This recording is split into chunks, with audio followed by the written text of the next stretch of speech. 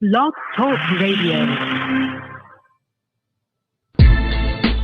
Welcome to CB and the Boys with Crystal CB Booker, George Biker Boy Holman, Roger Hawkins, and Mimi Acosta.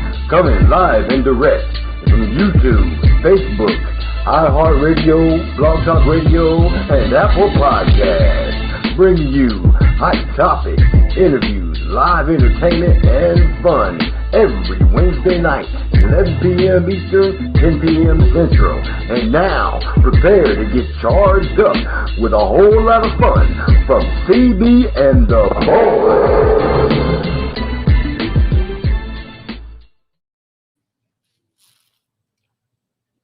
Hey, everybody, and welcome to CB and the Boys. I am CB, your hostess with the mostess, and I got my crew, my team. They got my back, I got theirs. The Boys. Mr. George Biker Boy Holman. Yay! Mr. Roger Hawkins. Roger. And the fabulous Miss Mimi Acosta. Oh, yeah. Get it down. Come on. All right. How is everybody feeling tonight? We've got a great show for you guys. We're going to talk about race. That is our main topic tonight. So we're going to dig into that. But first, we've got Roger's Sports and Fitness coming up for you guys. And we've got the fabulous Mimi's Drink Special. Look forward to that.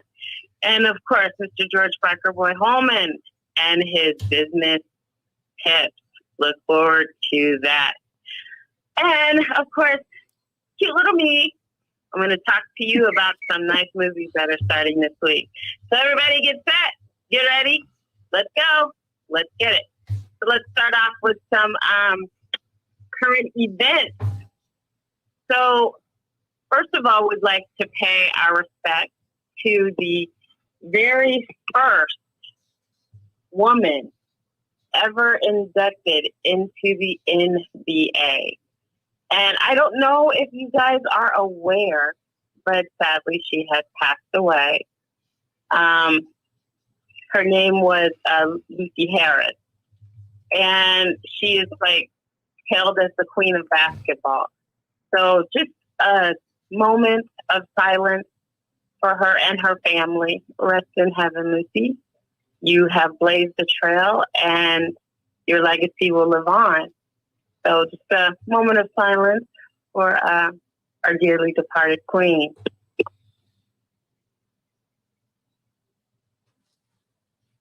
All right. Now, moving on. So much is going on in the news today. Have you guys seen? Have you guys heard all the stuff that has been happening? It's just crazy. This controversy with Leah Thomas, who, of course, you guys know is a swimmer.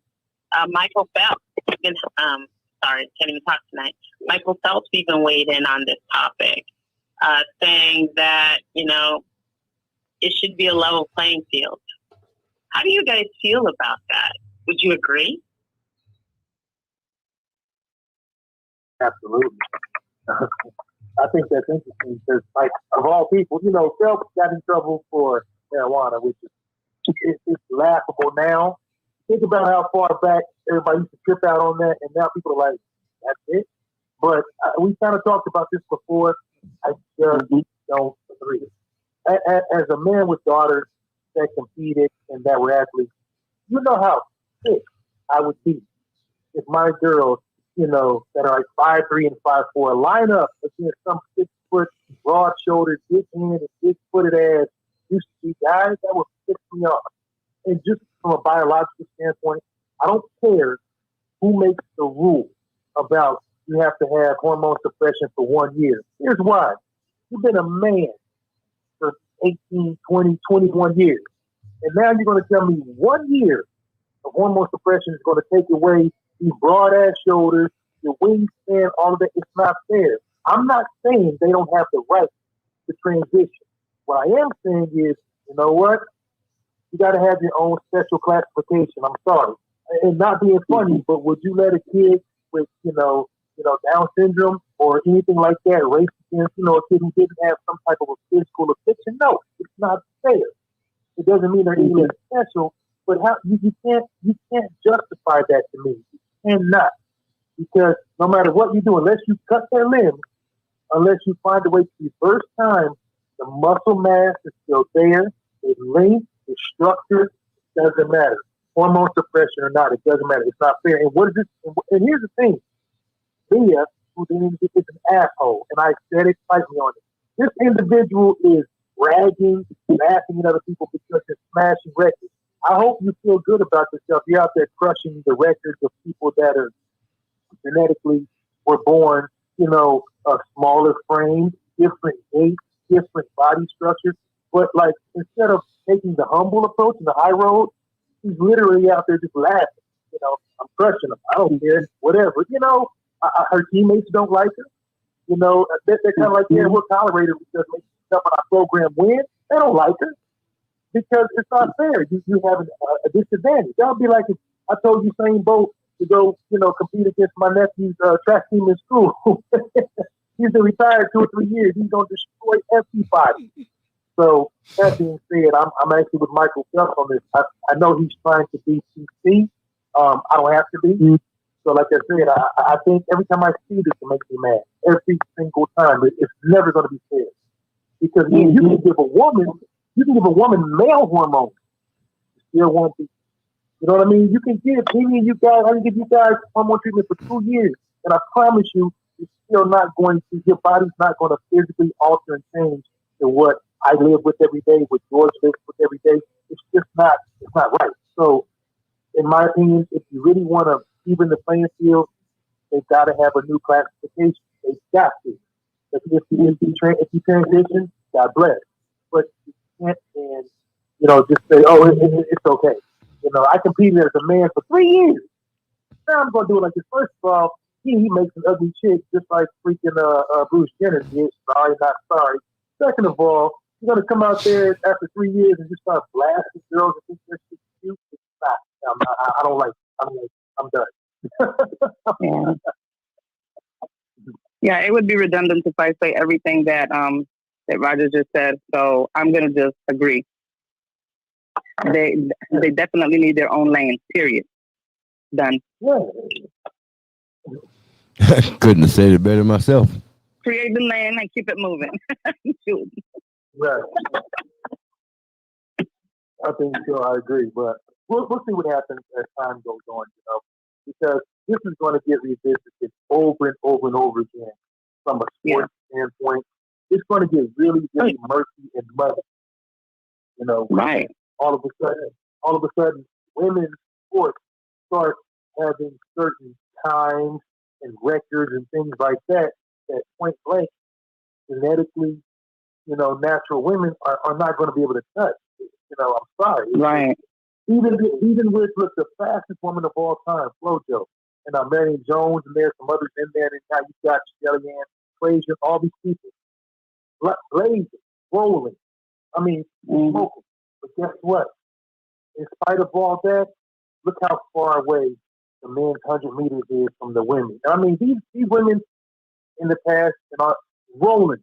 I'm saying like my fastest time ever is right next to FloJo, and I'm way bigger than she was.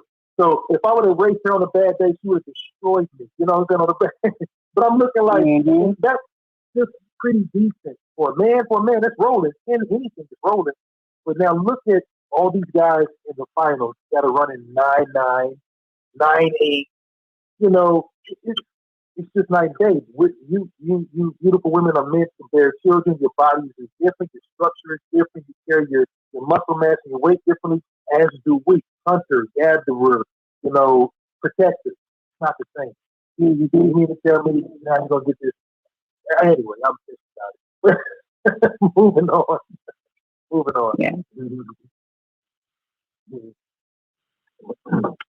I don't like it. So, Very well said.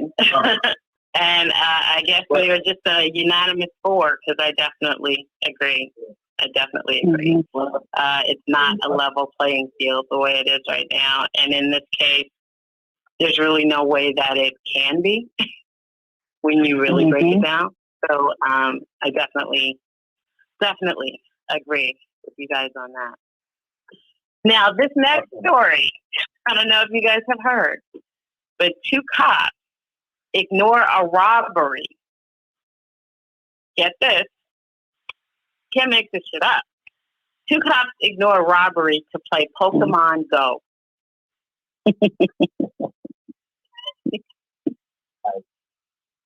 Pokemon Go.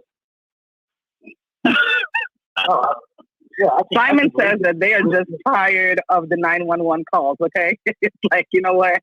We're at work, but we're not at work. Call us when something real is happening, Right. because I think the Simons were robbed last week, and for the 4th time, we're not driving out there. I mean, something did that. It just could not be a game. I can't see it. I'm sorry.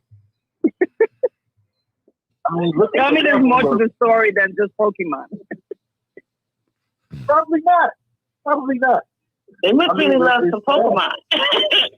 Unless they have some real Pokemon going on. Yeah.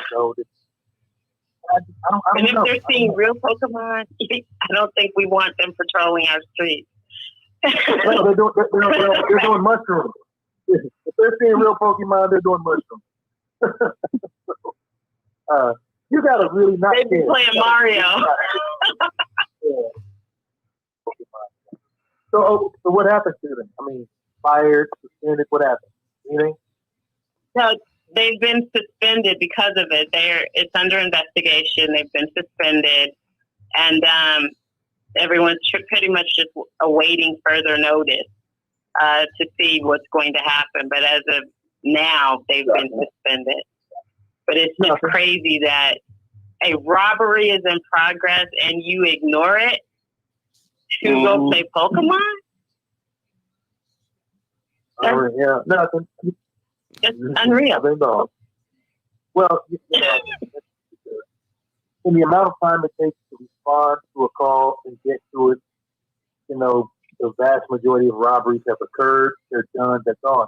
So really, even calling the authorities boils down to, you want to make a report. Don't get someone hurt. If they realize that there are no, victims or anything like that, they take even longer. That's just. I understand that they really are overworked, but at the same time, you know what you signed up for.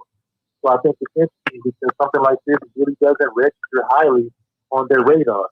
I saw a graph, a breakdown of police responses and what they're about, things like that. It was kind of scary how fast they responded, how much they responded. And we'll get into this later with our subject, but at the very, very bottom were home invasions, break-ins, and a lot of them was domestic violence and assaults and things like that. They just response time or how much time they spent on them, amazingly small. So, Pokemon Go, shit, there you go. Get them there. Maybe they can help. Right. Pokemon is definitely more important than, I don't know, saving lives. Okay, you know what's the interesting thing? Right. Who snitched? Who told? Because I would have never said I was doing that. I would have been like, look, the radio was off. Blame it on something. The video camera. Somebody said something and they caught it all on video. The in-car video camera caught the whole conversation and everything that was going on. So there is an in-car video camera that is on at all times? Yes. In the police car. They suck. That's stupid all in itself. That means they've been playing from before. It has to be. They didn't just decide, I'm going to play Pokemon today. I'm going to ignore this call. No, they knew that was a setup. I think so. Yeah. Crazy. Yeah. Crazy, and crazy. You know, it's like, who's policing the police? I mean, seriously. Like, Nobody. how do you even justify, you know, not going to do your job because you're playing a video game? Well, I don't think. You know, that's like not showing up to your wedding because you're playing Call of Duty. It just makes no sense. I bet it happens. Let me tell you something. Don't show up to my wedding because you're playing Call of Duty. I'm gonna leave you playing that Call of Duty right there. Right. Batman. For real? Nah, that's it. You guys Exactly. Exactly. Because what one man won't, another man will. Seriously. I mean, I don't know how many people gonna step up right on wedding day and just fill in, but you know, maybe. You know, I guess that's why they dress all the guys are like. If one guy don't show up, just move them right over. I don't know. I don't know who's gonna sign up for that though. not. It's insane. Yeah, it is absolutely insane. Well, you know what? Look, there's the always the ex that will show up. There's always the ex that's going to show up. Talk about, you see, I told you, pick me. It's serious, but I guess you're right.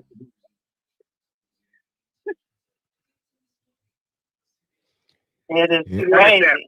Everybody wanted that wedding. That different world, yeah. Baby, please, and all that shit. It was good though. That was really good.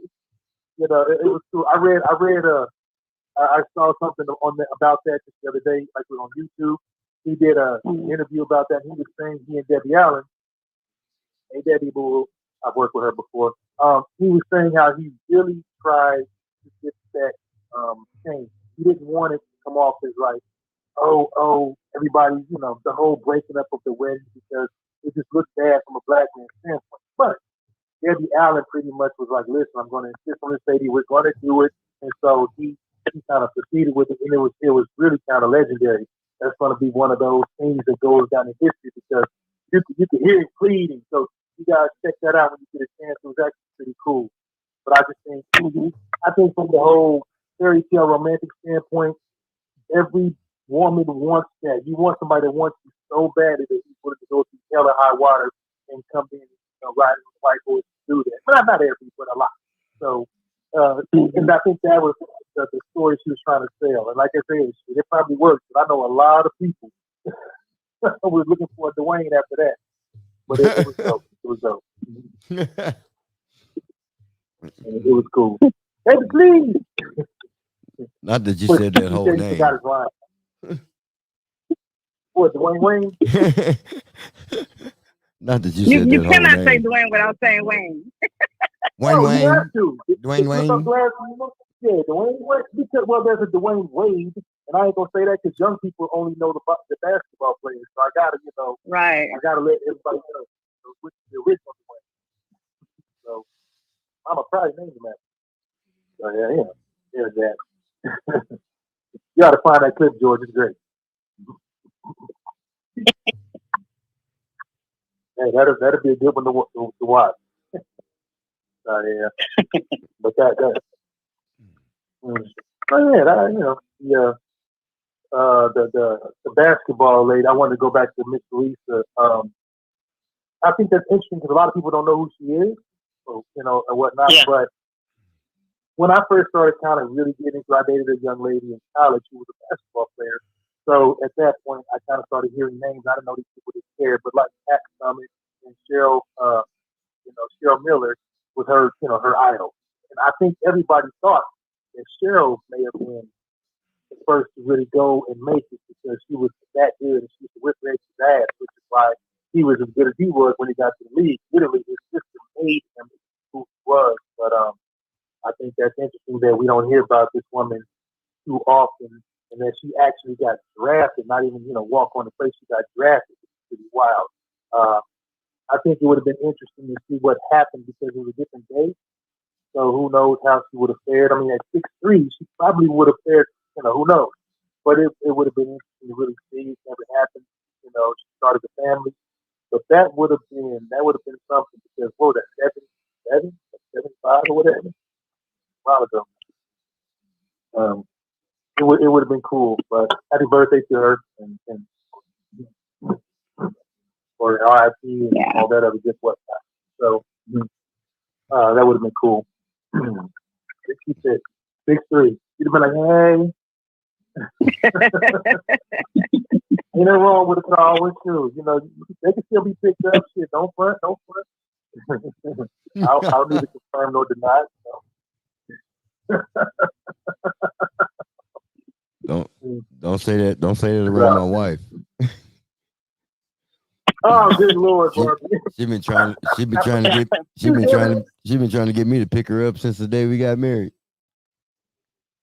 Oh, George like, hey, she still. Yeah, I was telling George he needs to do more roaming. Hey, look, she still rolls over and says, "You gonna carry me across the threshold?" Like shit.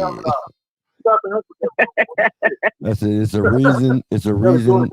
I told her it's a reason that I chose to jump the broom. Because that's what we did at our wedding ceremonies. We jumped the broom.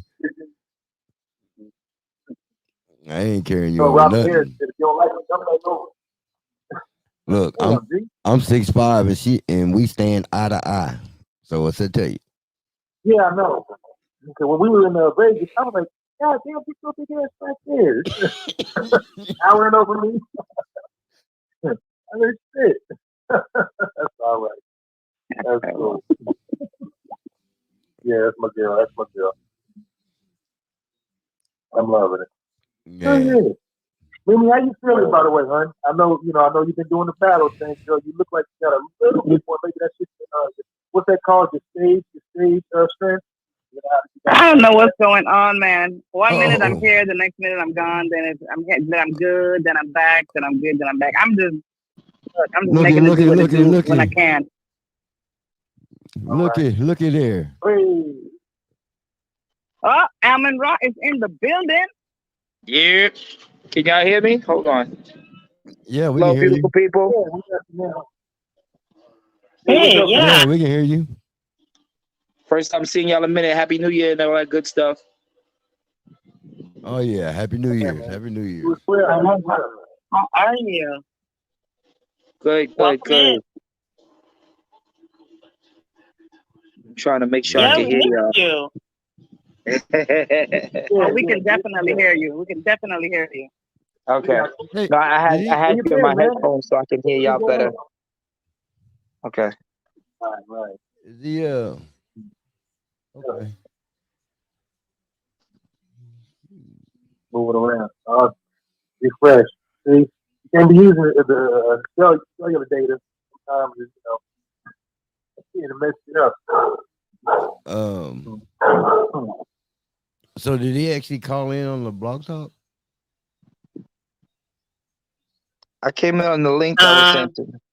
Because if he didn't call in on blog talk, our radio listeners can't hear him. They can hear us, but they won't be able to hear him. All right, so you know that you got it. So mute the computer and call the Blog Talk Radio number, the 516 number. Yeah. So you got that number, Amin? Yeah, I have the number, but I'm on because I only have my phone. Will I be able to do both at the same time? I know I can do one on the laptop and one on the situation. Nah, you won't be able to do them both. Hold on. Can't, yeah. Let me see what I can do. Our viewers, people viewing our broadcast can hear you, but the people listening on Blog Talk and Apple Podcasts won't be able to hear you. Oh, no. We got to fix that. Let me see. Yeah. So log into the app on the computer and then call in the 516 number. Yeah, I got to find out. I'm at my sister's crib. I'm probably trying to use her computer. Let me see if I can get into her computer. Boy, you look like you ain't missed no steaks. Oh, me? Nah, listen, I've been working out. Nah, I had to come down though. Let me tell y'all something. Don't tell Amin Ra that at all. He'll be in the gym on tonight and tomorrow and tomorrow afternoon. I think you can't go ham in the gym. Hey, look like you got a little swole on. Yeah, man, I got to, bro. Especially working on TV, you got to. A little mini Arnold Schwarzenegger. I'm trying to see if I can go on my system. Right. Let me see if I can. Hey, while he tries to work that out, Crystal, why don't you throw on a little one of his tunes so our people can hear what he got going on. They know who we talking to. Okay. Can you send me the YouTube link too? I have some people I want to check in. I got some people that chime in on it. Yeah. Some people that just want to listen in. Yeah, people that want to listen in. Okay. Okay. Yeah, did you get that one yet? Hold on, I'll check in a second. Boom. Here's the book.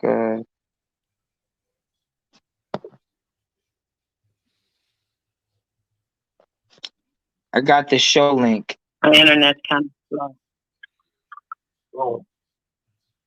Yeah, he's talking about a different link. So hold on a second, I'll get it for you. Yeah, I don't have the YouTube link. I have the show. I got it now. It just came through. Boom. Okay. Copy. Send it off. Use this. Yeah, I'm here. I'm just trying to contact my sister to see what's her passcode to get on the computer because I don't want to start and get too much into it because I got a lot to say when it comes to this subject. Copy that. Okay, so while that's happening in the background, y'all, if I might talk about what I'm drinking because I have a couple ice cubes in this thing, and the ice cubes are disappearing, and I keep tasting it like this to make sure that it's still strong.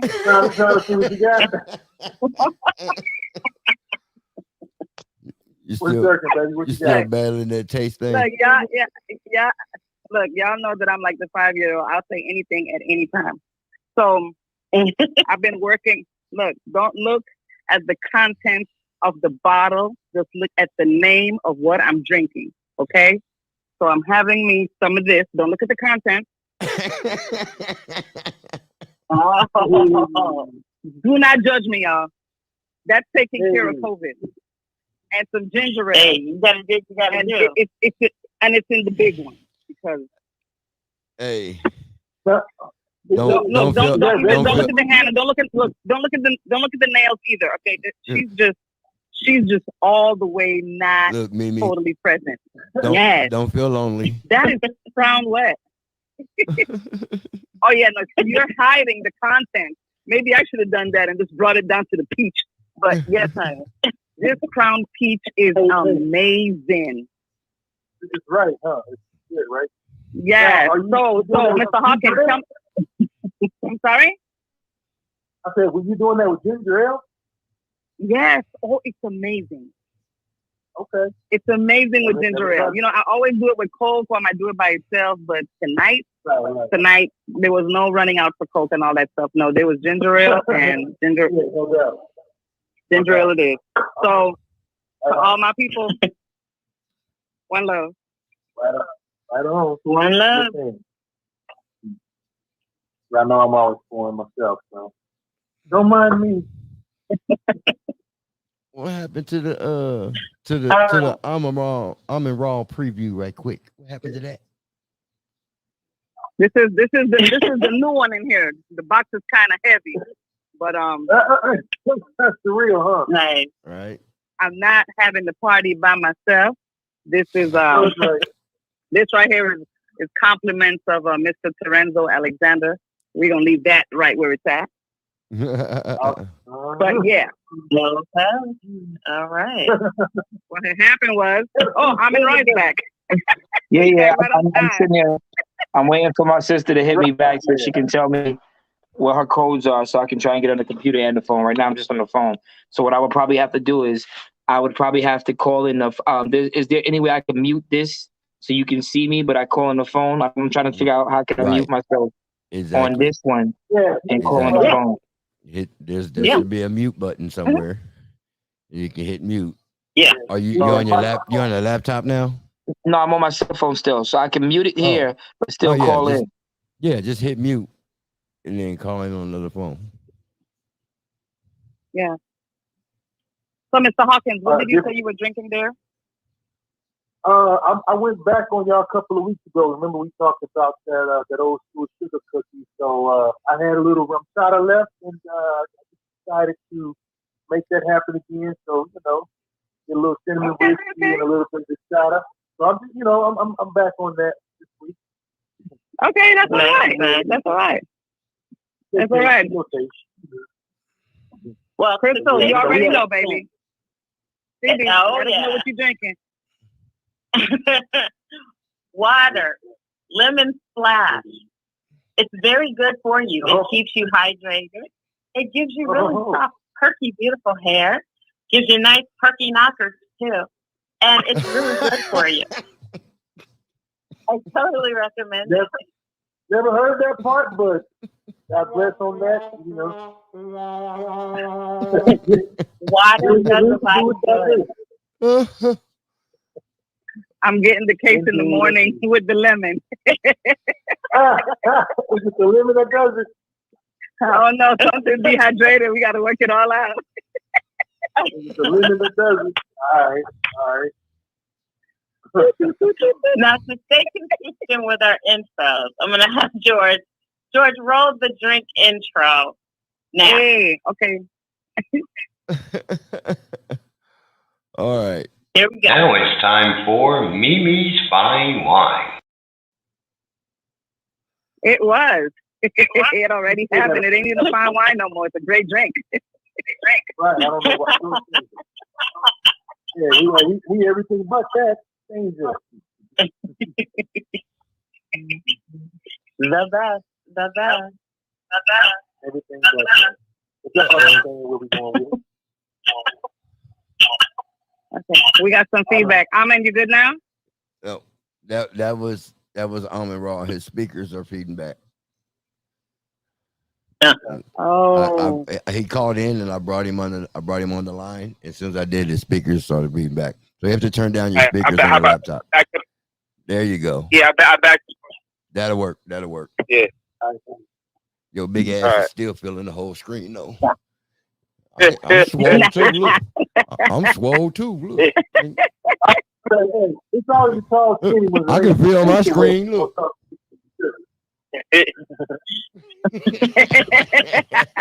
You funny. So with Amin Ra being an artist, he gets away with all that, which is a good thing. Okay, we got the body going in the gym. We're reinventing ourselves. We're getting our music up to par. We've got the look.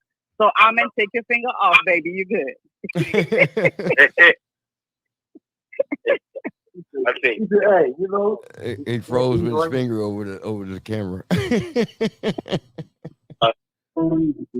With that in mind, we're gonna play Amin Ra's song "Finish." So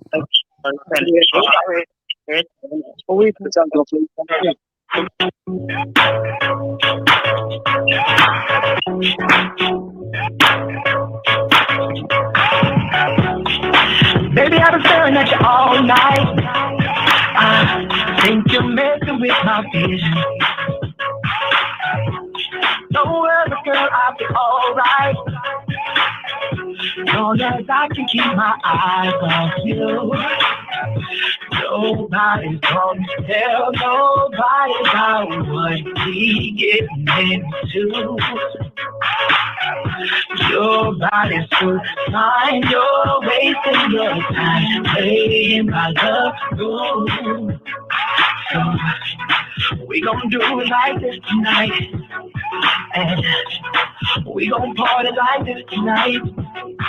Alright, we gon' move like rings, you when we late.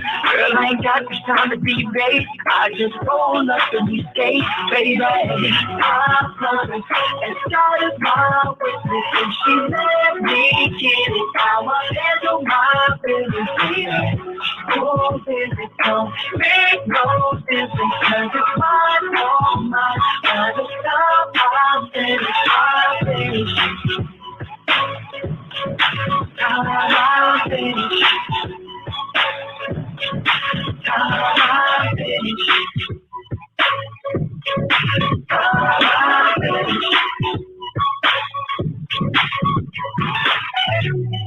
Girl, you looking good enough to me.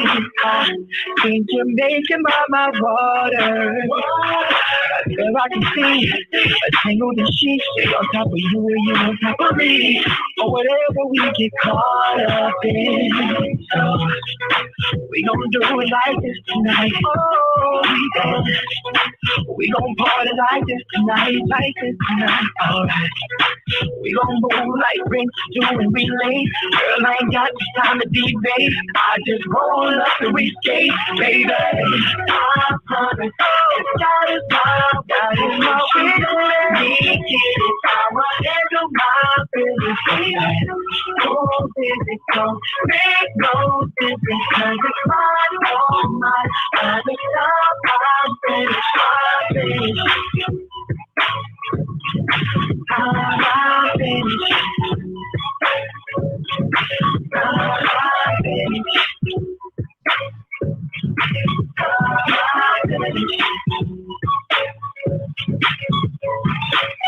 Yo, working everything I love.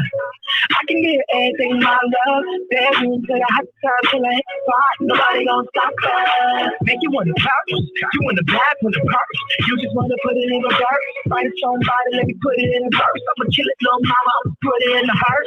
I ain't gotta have to take it. Inside, hit it, but the last move different. Teach a couple things that the classroom did it, and I promise you gon' be just fine by the time I'm finished. I'm finished. Yeah, yeah, yeah, yeah. I'm finished. I'm finished. How that sound? Yes, one of my favorites. Oh, thank you. Thank you. I'm right in the building. Back with the family. I was over here doing the dance moves all in my head. I had the dance moves. You had it going. Like, yeah. I'm back with the fam. That's the song. One of my favorites. Thank you. Gotta love him. Gotta love him.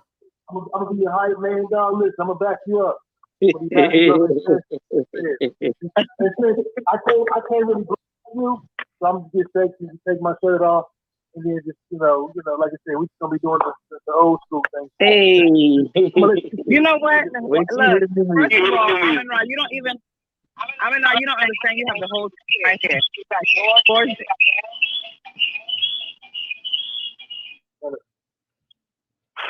You gotta let that. Go ahead. Let that die down a little bit. Okay, good. I got it. So you got CB, who's gonna be booking every show, right? You got the head of security, Mr. Harkins, and then you got management, Mimi Acosta. You got the whole team right here, CB and the boys. What more you need?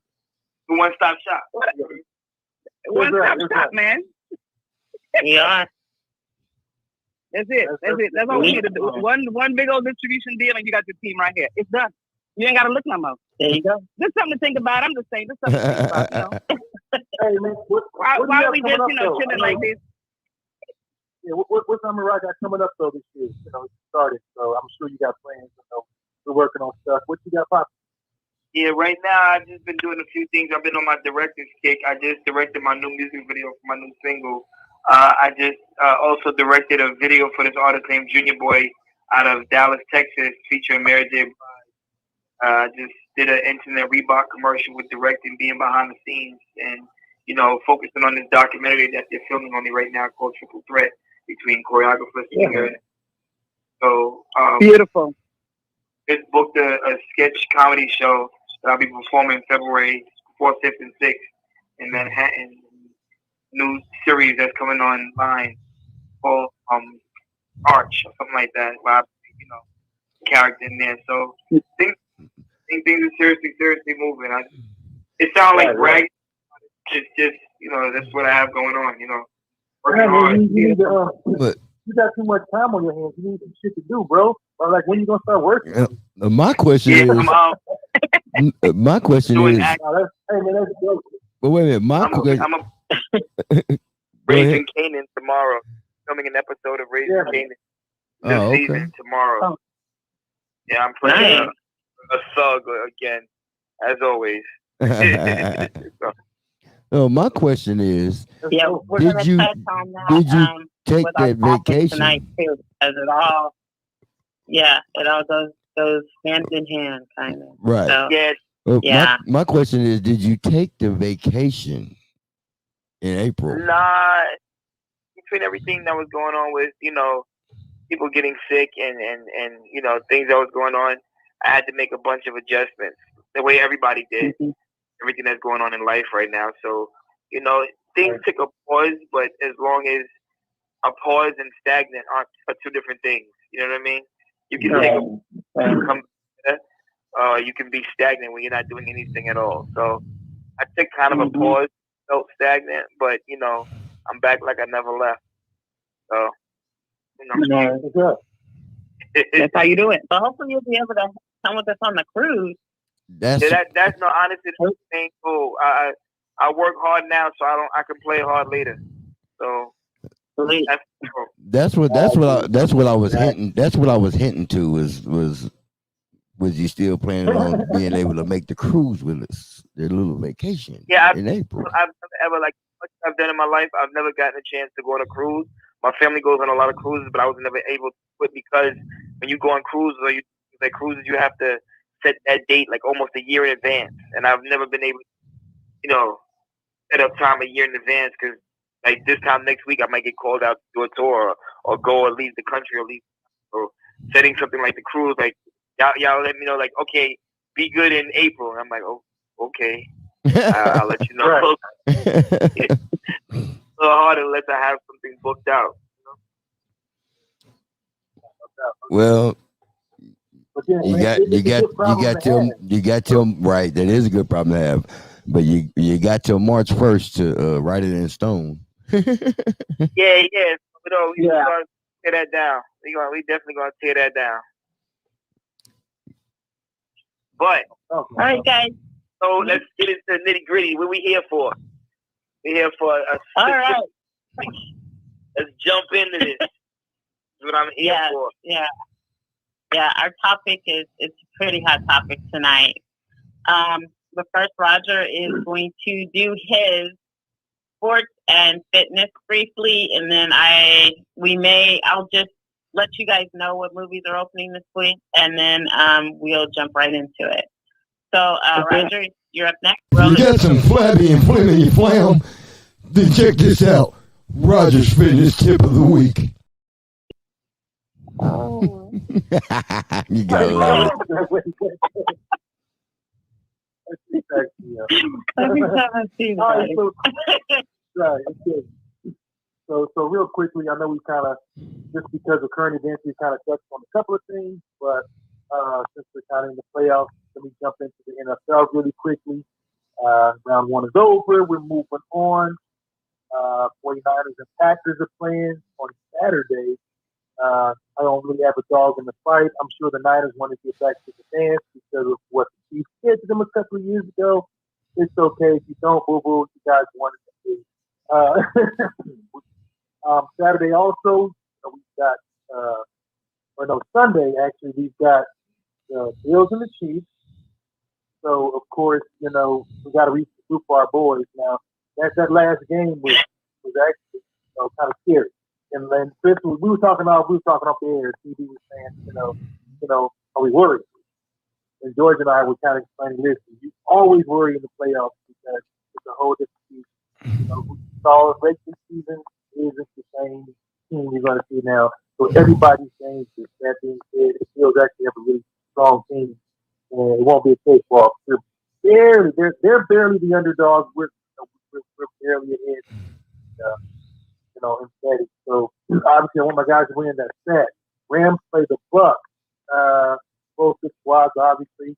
I hate the Bucks, and I think I'll say this every day until I die. I definitely don't like the Bucks. So I want the Rams to do me this favor, please. Knock them off. It probably won't happen, but we'll see what happens.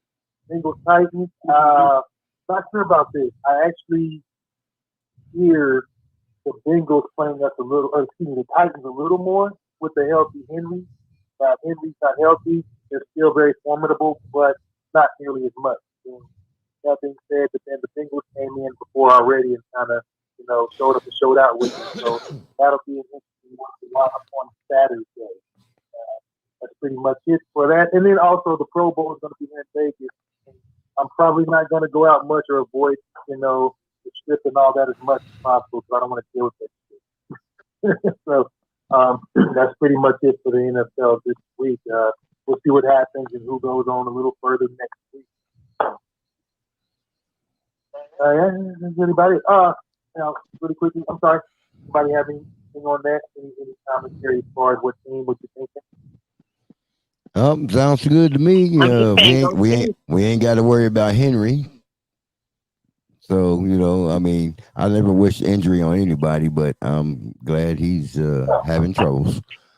But nevertheless, and we've been tweeting back and forth with my boys, Patrick and Kelsey, and them guys are in such good spirits, man. It's not even funny. I'm watching them and their tweets and their shenanigans, and they are having fun right now. They are really having fun right now, and that makes a difference because if it ain't, it's you can tell in the playing when they're having fun and when they're just doing the job. When they having fun, good things happen. You're right. They weren't early in the year, and now they are. So I think you're right. When they're just kind of, having a good time out there, they really, really put on a good show. The only thing that kind of had me raising my eyebrow this past week was the fact that they were pulling out a bunch of trick plays. And my thought would be, if you're winning by that big of a margin, why would you show your hand to the rest of the world? So that kind of had me looking a little sideways. Again, I'm not saying that, Papa Bear doesn't have a whole lot of other tricks up his sleeve, but it just kind of makes you go, So anyway, that being said, they are having a really good time. They're looking like, the Chiefs 2 years ago when they were a step ahead of everybody. So hopefully that'll carry us back to the dance.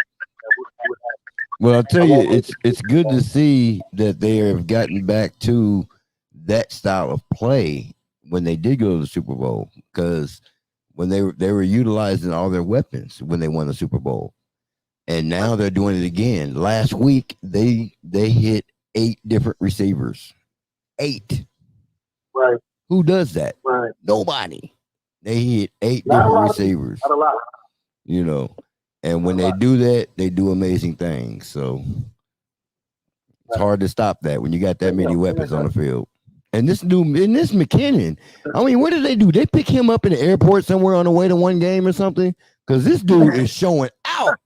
McKinnon, number 1, man, he's killing it. That boy is trying to earn a permanent position, and he's doing a damn good job at it. Well, he just got himself the looks of a lot of teams. So if we don't have him next year, he'll be somewhere. I mean, I don't know what it is. Andy Reid likes that little, short, tiny, strong scat back kind of a guy. I mean, that's why we've got Edwards, Hilaire, et cetera, et cetera. But yeah, this guy came out of nowhere. Little cat too, but man, he tore it up last week. He did what he was supposed to do. He got his chance to shine. He made the most of that opportunity. So whether he's with us next year or wherever he goes, I'm going to root for that young man because, like George said, I don't know if the Bulls had groceries last week. If he was, I don't know where he came from. I'm telling you, I swear to God, they picked him up in the airport on the way through. They were like, "Hey, man, we need another receiver. Come on, we need another running back." It's good for him. Absolutely. So really quickly, I know we got a pretty heavy subject tonight.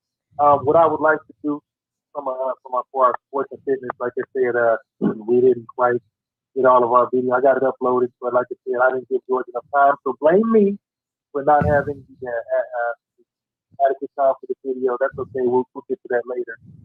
But one thing I can talk about without that is something most people don't do, especially as you get older.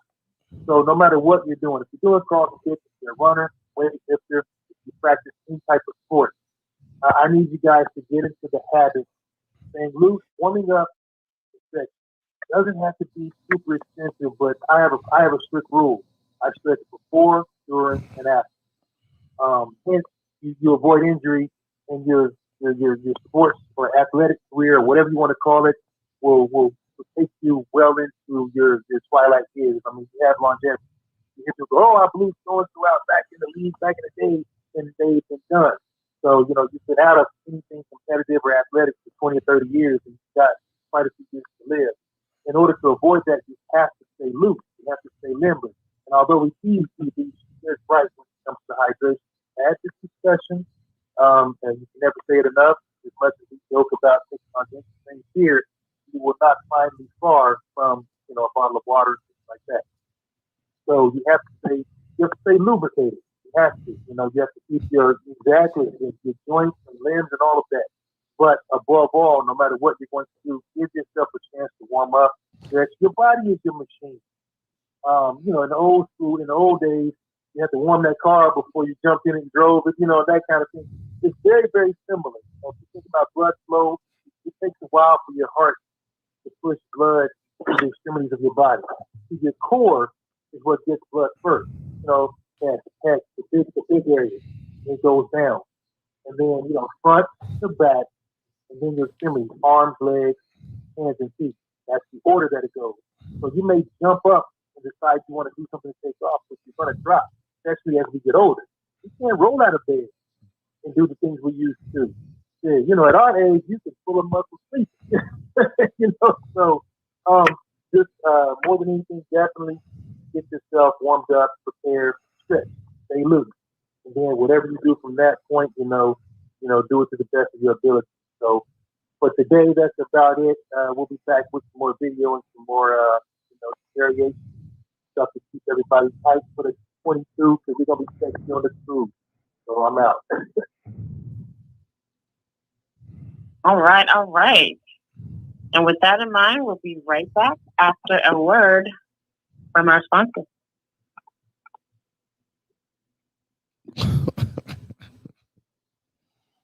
Or not.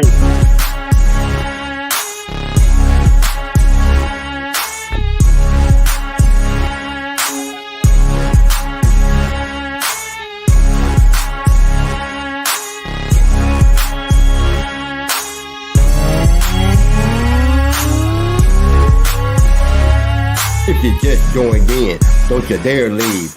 I'm gonna give you something that'll make your blood bleed. Blog Talk and iHeart Radio, dude. Apple Podcasts, Facebook, and YouTube. The newest and the hottest podcast in the nation, coming at you every week with some midweek motivation. Cell phone, PC, tablet, I don't care. No matter where you're at, we will reach you everywhere. Now back to the show. CB and the boys.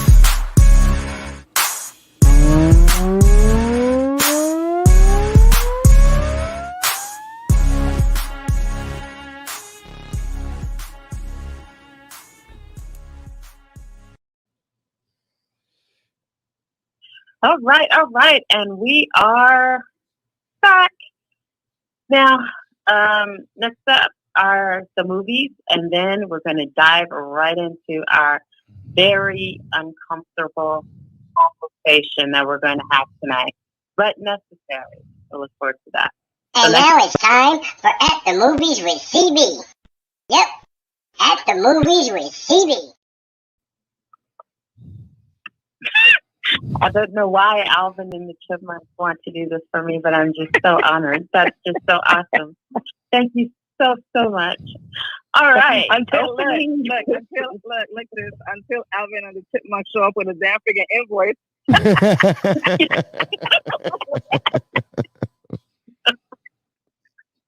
Just say it. Don't do it, George. Don't do it. You're the culprit. I already took care of that. When they came in the studio and recorded that for me, I gave them peanuts. They was good. Okay. Wow. There you go. As long as you gave them the peanut. All right. Movies opening this week. We have The Tender Bar.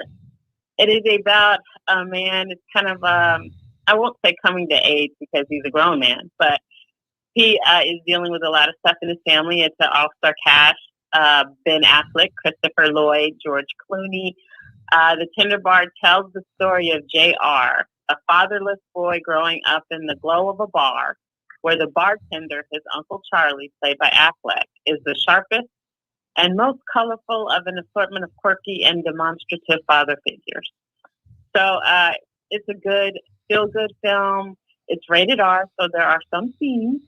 So it's definitely not for the kiddos, but it definitely is a coming of age film. So if you like coming of age, it's for you. Ditched is another film that is opening, starring Christopher Donaldson, Mackenzie Gray, Marika Sila, and Chris Lozinger. It's a desperate to escape an overturned ambulance. A group of paramedics are trapped with violent prisoners. So it's a thriller, you know, and it's also considered a horror film. So if you love horror, check out Ditched. You've got Road to Perth, also The Royal Treatment. Redeeming Love is a very good romantic film. It is based on the best-selling novel by Francine Rivers. It's a beautiful, powerful love story of relentless love and perseverance as a young couple's relationship clashes with the harsh realities of the California gold rush. So it's a period piece. So if you like period pieces and you are a romantic, you're going to love Redeeming Love. Also, The King's Daughter, A Hero, A Shot Through the Wall. It is starring Amy Long, Sierra Renee, Lynn Chen, Kenny Liu, Derek Go, and Dan Lauria. Also, Clifton Davis is also in this film. Now, this is it's considered a crime drama. It takes place in Brooklyn. It says after an accidental shooting of an innocent Black man in Brooklyn, Chinese-American police officer Mike Pan must wade through the profound guilt as he attempts to navigate the complicated worlds of media, justice, and racial politics. Now, this film definitely coincides with our topic tonight, so we're just going to dive right on in. So our topic tonight is about, I guess you could say racism, but the burning question is, why do Black people, why do we always invite everybody to the cookout, but the other cultures aren't so quick to return that invitation? So why do you guys think that is? And another thing, before we get responses, Whoopi Goldberg, of course, as you know, is on The View. She was kind of upset because, I don't know if you guys have heard, but you knew that Harriet Tubman was supposed to be the face of the $20 bill. Were you guys aware of that? Well, Maya Angelou is supposed to be placed on a quarter. Were you guys aware of that? And so Whoopi felt that she should be on something higher than a quarter. And there are other women who will also be the faces on quarters as well as the legendary Maya Angelou. So what do you guys think about this topic? I mean, what are your thoughts? Do you agree? And then you, Roger, and Amina as actors, and Mimi, what you have to deal with when you go to an audition and you read for a certain part and you're already put into, you know, the box of being a thug or being a crackhead or being, you know, a prostitute or something like that, since those are a lot of the, you know, roles that they have for people of color. So what are you guys' thoughts on this? Okay, well, I guess I'll go ahead and speak first.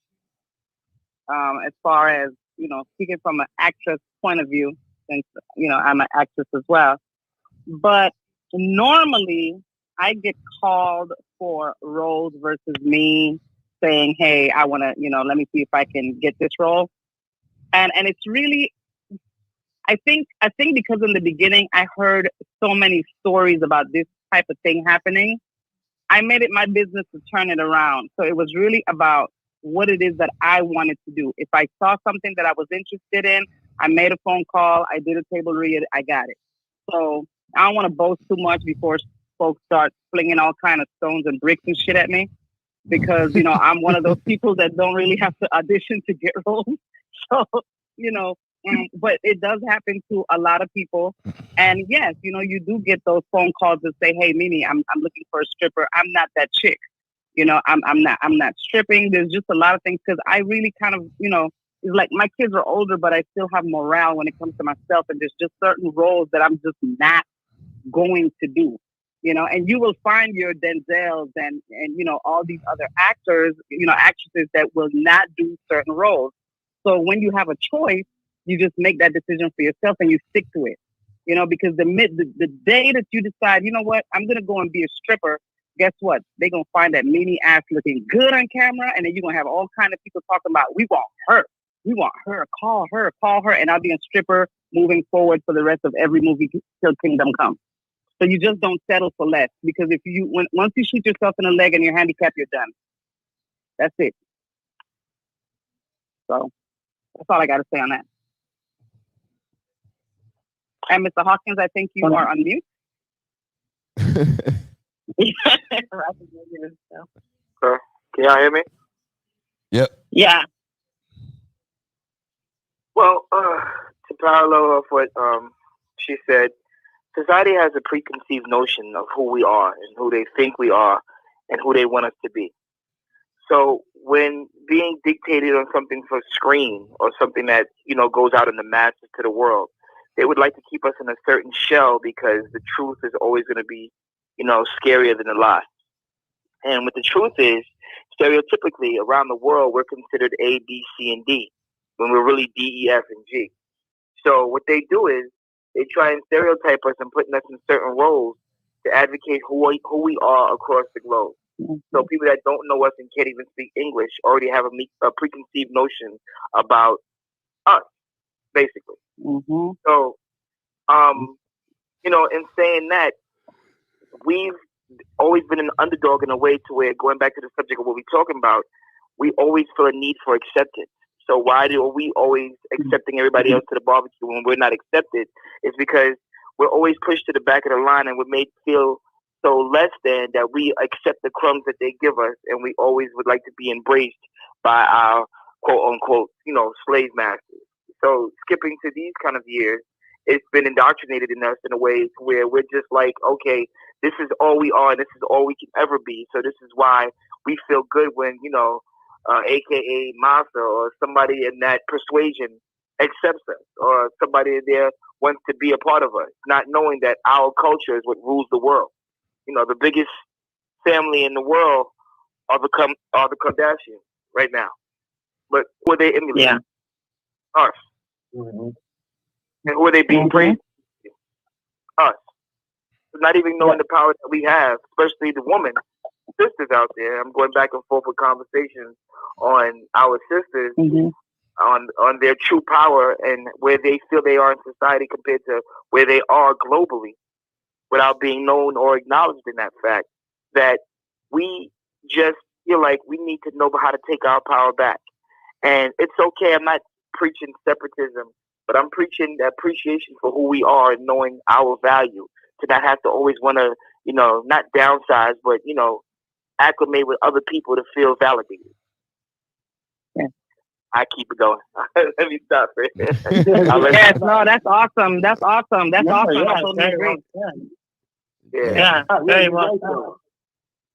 And that is true. So would you say that when you say that it's indoctrinated in us, and it's kind of sad when you really think of it, you know, that it's like we are programmed to believe that we're lesser than, so we take whatever we can get. Yeah. And you know what? I really agree with that. And I do see that being passed down from generation to generation to generation, that, you know, a lot in that realm has not changed, you know, and that's why we are so welcoming to say, you know, we invite anyone to join us. We invite everybody to join us, but we don't get that reciprocated. And not at all. It's the same really way I was just, the same way our sisters will get you for having cornrows, but it would be considered artistic expression and risque and edgy if somebody else does it. The same way you'll see all of these videos on TikTok with these kids that are not of our, you know, hue and our complexion, dancing to Afro beats and dancing to reggae, but getting the praise from us that we wouldn't even give ourselves. But we give it to somebody else for exploiting what we do and for loving our cultures better than we do. So do we consider that a double-edged sword? Because I definitely agree with that. Unfortunately, it has been ingrained in us since day one. Remember, we are considered the culture, the group without a country and without their own culture. Even though our history is everybody's history, but because we are the mutts, if you will, and that it goes to show that everybody has to have a particular moniker to associate themselves. You can't be African American or black, but if you're African, then that's a different level because like you're pure. If you're European, you're pure. If you're Portuguese, but unfortunately we are the children without a land. And so, but everyone embraces all of the things that we turned negative to positive. Things that once had, a stain on them. And just like I'm in Rod, it's the same. We talk about cornrows, we talk about culture, we talk about the dance. If it's done by anyone other than us, if it was taken from, people of color and reused, recycled, then all of a sudden it becomes in vogue.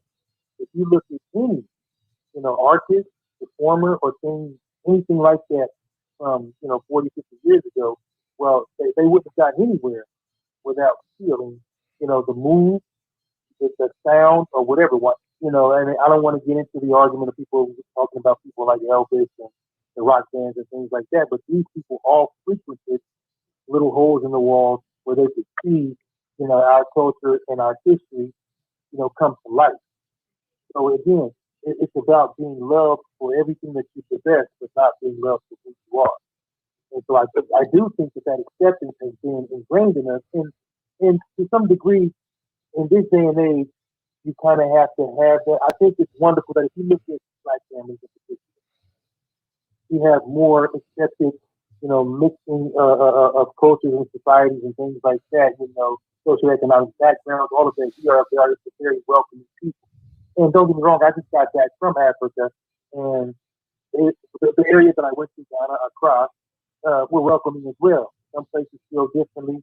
Some people hold their pride at the highest regard. So that level is way up there. And a lot of cultures they get the privilege of having that pride, staunchly and sometimes violently defending it, and it's okay. We are not allowed that same, we're not given that same opportunity.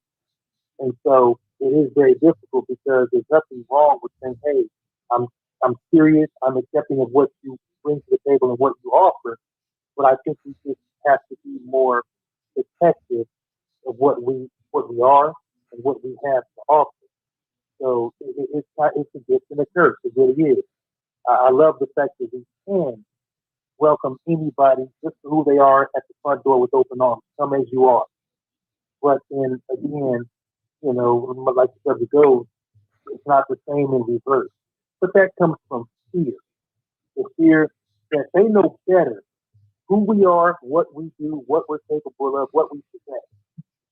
So I think that turns, and what do you do with that? How do you combat that? Because you see it's badly. It's true. If you draw it up on paper, we should rule the world. But unfortunately, that's not the way the game is played. So because of that, I say it all the time. Being black in this country is like playing Monopoly and starting 3 rows behind. Everybody goes around a couple of times, starts buying shit. Now you go. Now think about it. That's exactly what it's like. But some people are just savvy enough to find a way. They make a way. They slide in. They kind of can play the game to win a little bit. We're built to win, but born to lose. So we have to reverse those actions, that thinking, and make. I try to teach people one person at a time. We are not what our stereotypes portray us as in different countries.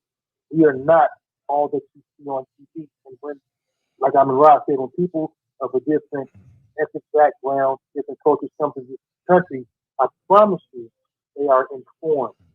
They are pulled to the side and said, hey, watch out for them because they're X, Y, Z. And like my man said, we need to show them it ain't ABC, it's CBS. So, I found a lot of people raise their eyebrow when they speak to people like any of us on this show, and they go, wait a minute, this isn't what they told me you guys were about.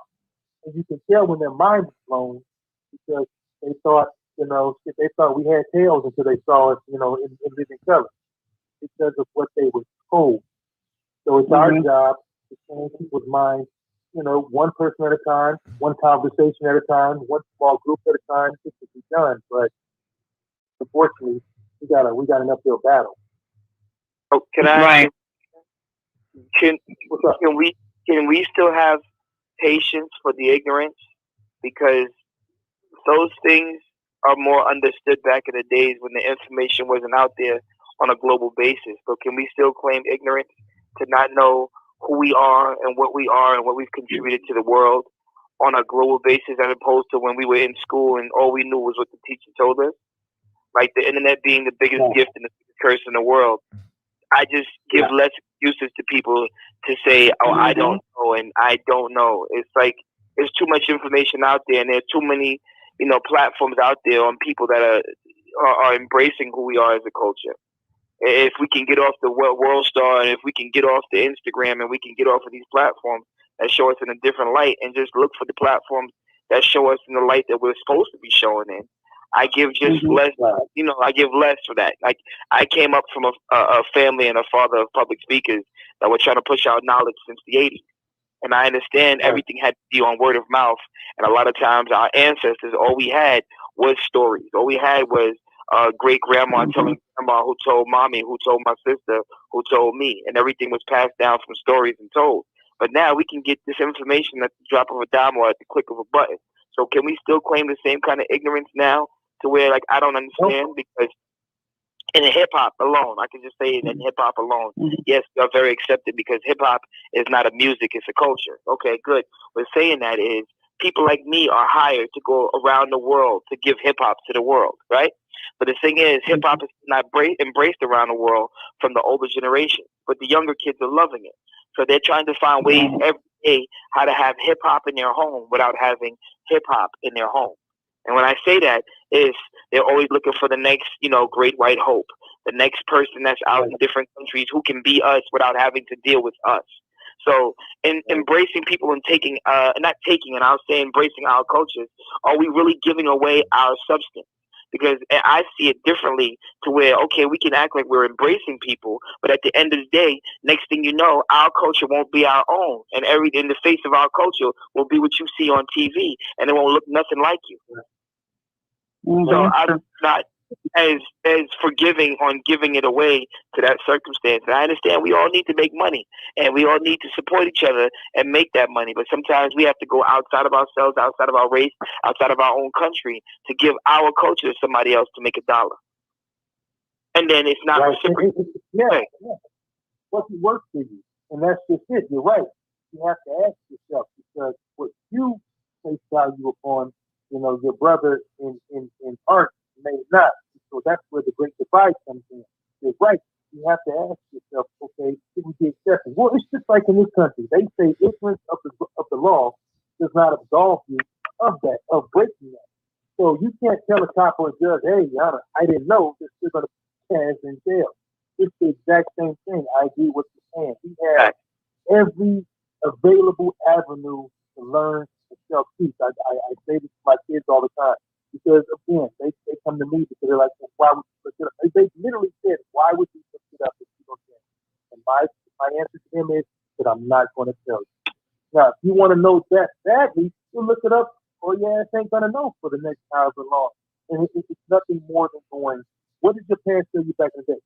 Look it up. Go to the library. Look it up. Our folks weren't telling us jack. They wanted you to be hungry enough to seek it out, because it gave you that much more appreciation for the understanding. And now, like I'm around here with all of the engines and platforms available, the only thing they want to do is see who's got the most likes and the most follows. It's not about who can fill their mind and reciprocate and teach. So I definitely think, and now here's what's interesting. I think that's a huge thing, but even when I was in Africa, there were Africans on these tours of slave castles and slave quarters and things like that, which is very, very amazing. there were Africans who lived there that flat out said to the guys, "Why did this happen? Why did they do that? What they didn't know." Do you know how mind blown I was about that? To hear an African go, "What happened? Why did they do this?" Now, for Americans, I know everybody went to different schools, everybody didn't have the same resources, but for someone from that continent to ask the guy how this is how the information gets lost. This is how it doesn't get passed on. This is how the treatment from certain people gets pushed because you don't know through history, you don't know the story. It just really blew my mind. And this gentleman wasn't young. He was a father, which means he was one of our ages back. And he asked, "Why did it happen? How did it happen? Why did they do this?" And I couldn't stop staring at him. I said, it blew my mind. Like he lost his history and culture the same way it was stripped from us. And to watch this other gentleman patiently explain to him, but you could tell it was an incredulous moment. It really was. So it goes back to learning, self-education, reiteration, and teaching. But you know what? You can't speak if it's falling on deaf ears. You know, people kind of have to. You know, you're not selling this. You're giving it. You're delivering it. Hopefully, they're receiving. Because if people don't want to hear what you have to say, they're going to tune you out. Because it's uncomfortable. You know, critical race theory. That's a whole big thing in this country. They're uncomfortable. They're tired of seeing and hearing people talk about all the atrocities that were committed because it's uncomfortable. It's seen, and it's way too close to home. So you know what we do? You know, in the cartoons, you prop a toothpick up under their eyelids and you can't close your damn eyes. So I'm going to make you look at this. I'm going to make you look at this. You know, gone is that day where we don't have to be seen and have to be heard. We have power. We have the ability to do things. We just have to pool our resources, bring ourselves together. We have to unify, which is not as easy as we like to make it seem. Because there are always going to be people that have their own interests at heart, and they're not worried about, you know, the greater good of the past. That's how we got here. It wasn't anything other than, we call them in America, we call them sellouts. That's how those of us that live here got here, by sellouts. You know, they came bearing gifts. The sellout kings of different tribes said, "Hey, you know what? I'll take that, give you my prisoners of war." That's how we got here. It wasn't noble. It wasn't, so there was force involved, but trust me, we got done dirty by our own people. That's why we're here. There's one in every family, every city, every corner. You gotta understand your history.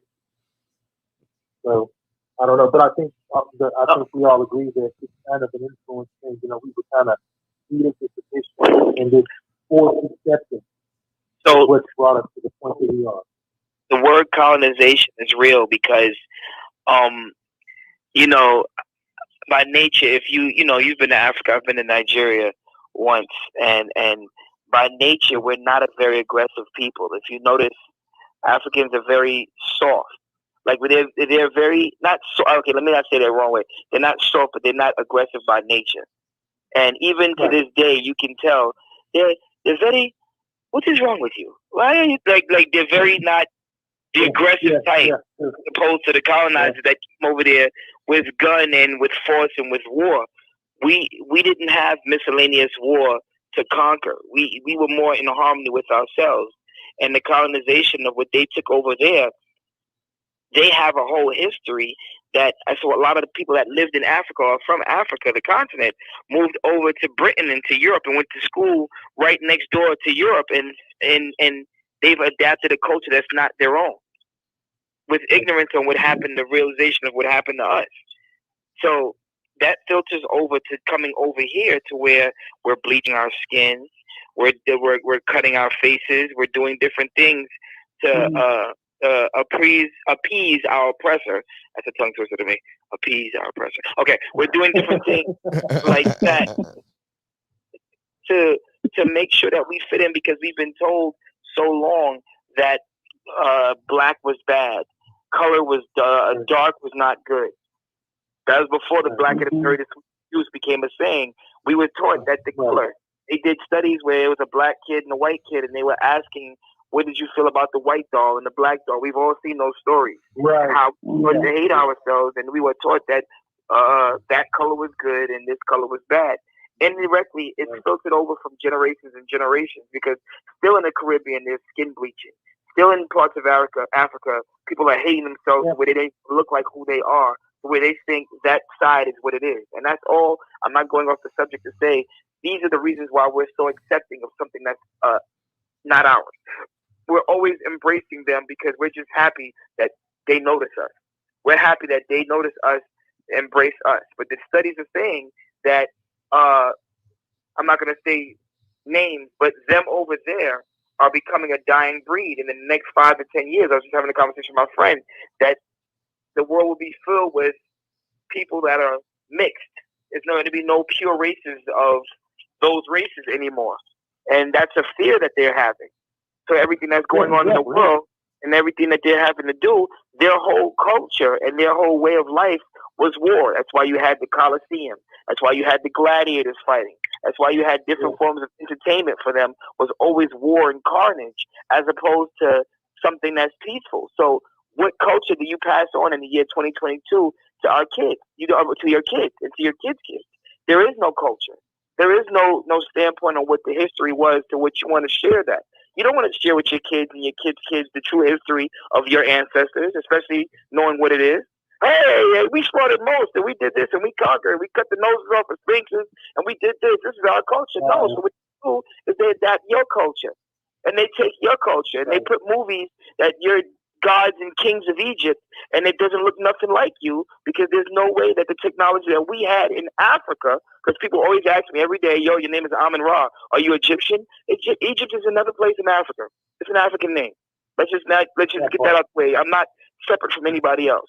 But they put their faces on our culture so much that where we don't even like our own culture. But then as soon as they embrace our culture, because in different countries, I'm not going to name no names, they're actually locking their hair. Dreads are a big thing. Afros are a big thing now. They're putting sprays in their hair to do the opposite of what we did when we used perm. We were using perm to straighten out our afros. Now they're using products to kink up their hair to look more like us. But weren't we being disrespected for our nose being too big?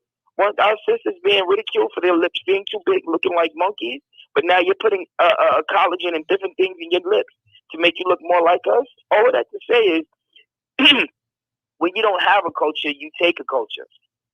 So when you take a culture from people that are not knowing and embracing their own culture, we bring you in with open arms, because we were taught to hate ourselves and love you.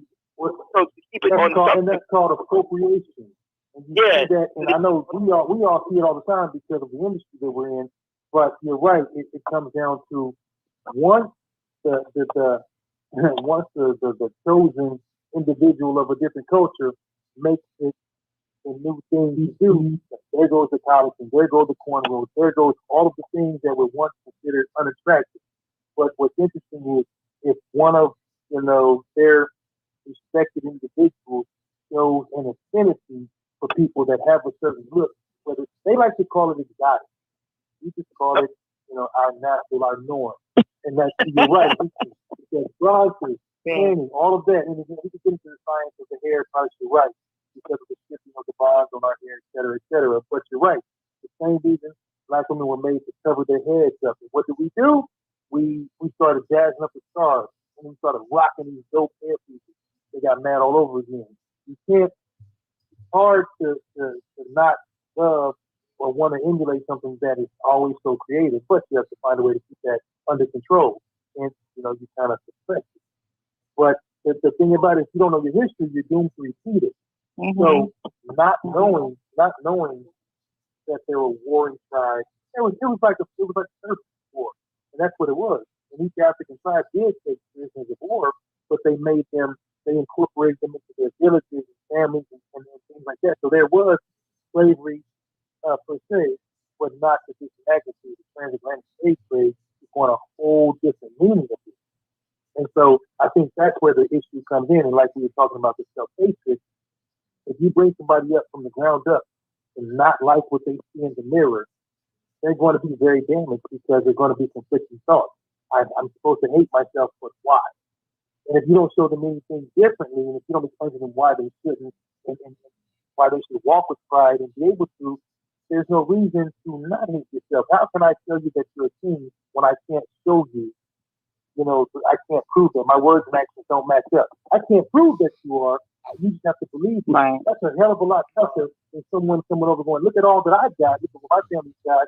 You should assimilate to what I'm doing. It's a really tough sell. It really, really is. And what they don't like to believe is, guess what? The dregs of European society were sent over here. They weren't pioneers and they weren't trailblazers and all that shit. They were criminals. They were pedophiles. They were rapists, killers. Mm-hmm. But, you know, guess what? I didn't write the history. I didn't rewrite the story, so it isn't my words in the book. So the book that obviously the book that you read is going to have a spin in my favor if I'm the creator of it. It's like any book, any document. So we have to unlearn and reteach. And again, that's where people that are well versed come into play. And you were right about the mild nature of the African culture. So I'll just speak about where I was. Africa is huge continent. But I was speaking with our guide, Max was super cool. I'm gonna have to show you guys pictures of Max. Max was dope. Max was kind of like Red in Shawshank Redemption. When I say my man could get anything, so big ups to Max. He was a cool guy. But he was saying, we don't understand you guys because, like, our group, Philip Upperly Mobile, brothers and sisters. But he was like, why do you guys resort to killing each other? All you do is kill each other over there. Maybe not you per se, but y'all. And he had a point. He said, what we see and what we hear is so bad, we don't want to deal with you or contend with you. But because he's done it for so long, he understands the difference. And we said, Matt, do you ever want to come visit us in the U.S.? He was like, answer.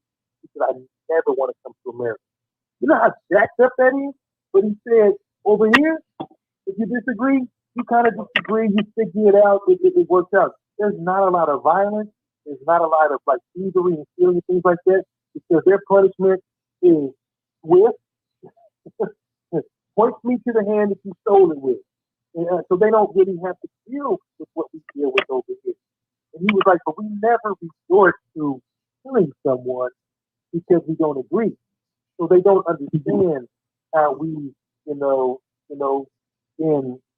programmed to become so violent and so barbaric and things like that. That's not in theory how they are anymore. They're pretty, peaceable. Everybody's working all the time. There ain't no time for the rest of it. They're working. They're trying to sell stuff. They're trying to hustle. There's the grind is real over there. Most everybody's very strong. They're very in shape. They're lean. They walk. They carry things like you see on TV, National Geographic. They do all of that. They're grinding from the youngest to the oldest. So they don't have time, but they also don't have the luxury and the amenities we have over here. That's what this land was built and founded on. Excess, amenities, streets of gold, all this other crap that the dream has been sold to a lot of people without being say. And so they look at it as such, and of course TV and things like that don't help. So my question to you guys, and like TV was saying earlier, we understand, I think we all kind of have an idea of why we do it, programming and things like that. My question, converts to you guys think that we should still be as accepting? Do you think, I know we should guard our treasure and culture, seriously, but do you think that we should stop being as nice, generous, and accepting and going along? Should we seriously protect like what we do the way other cultures do, or is it a new day? So we have to make the adjustment. Like, what are your thoughts on how, where we go from here? Do we change it up? Do we stick with what we're doing? You know what I mean? What are your thoughts? Right. I don't think it's so much as far as changing it up or even accepting, because it's really not about that. And these days, it's not even about accepting anymore. It's just about, this is who I am. This is what I'm doing. This is how I do it. And accept it or not, I'm going to do what I'm going to do because that's what I believe in. So at the end of the day, you're going to have people that are going to go like all up into your background to see like, damn, who's Mimi Acosta? Where she came from? What does she do? Oh, she's a positive, motivating influence in this industry, this and that, Okay, I can talk to her. And then you can influence people, according to like whatever it is that you do or whatever it is that you feel or how you feel. Or because me, I'm always teaching. It's all about, I don't know where I got it from. Maybe I should have been a damn teacher, but it's all about showing and teaching and improving. And because this is the thing, I'm originally from the Virgin Islands, as many of you guys know. We didn't learn the bad stuff in the history books when we were going to school.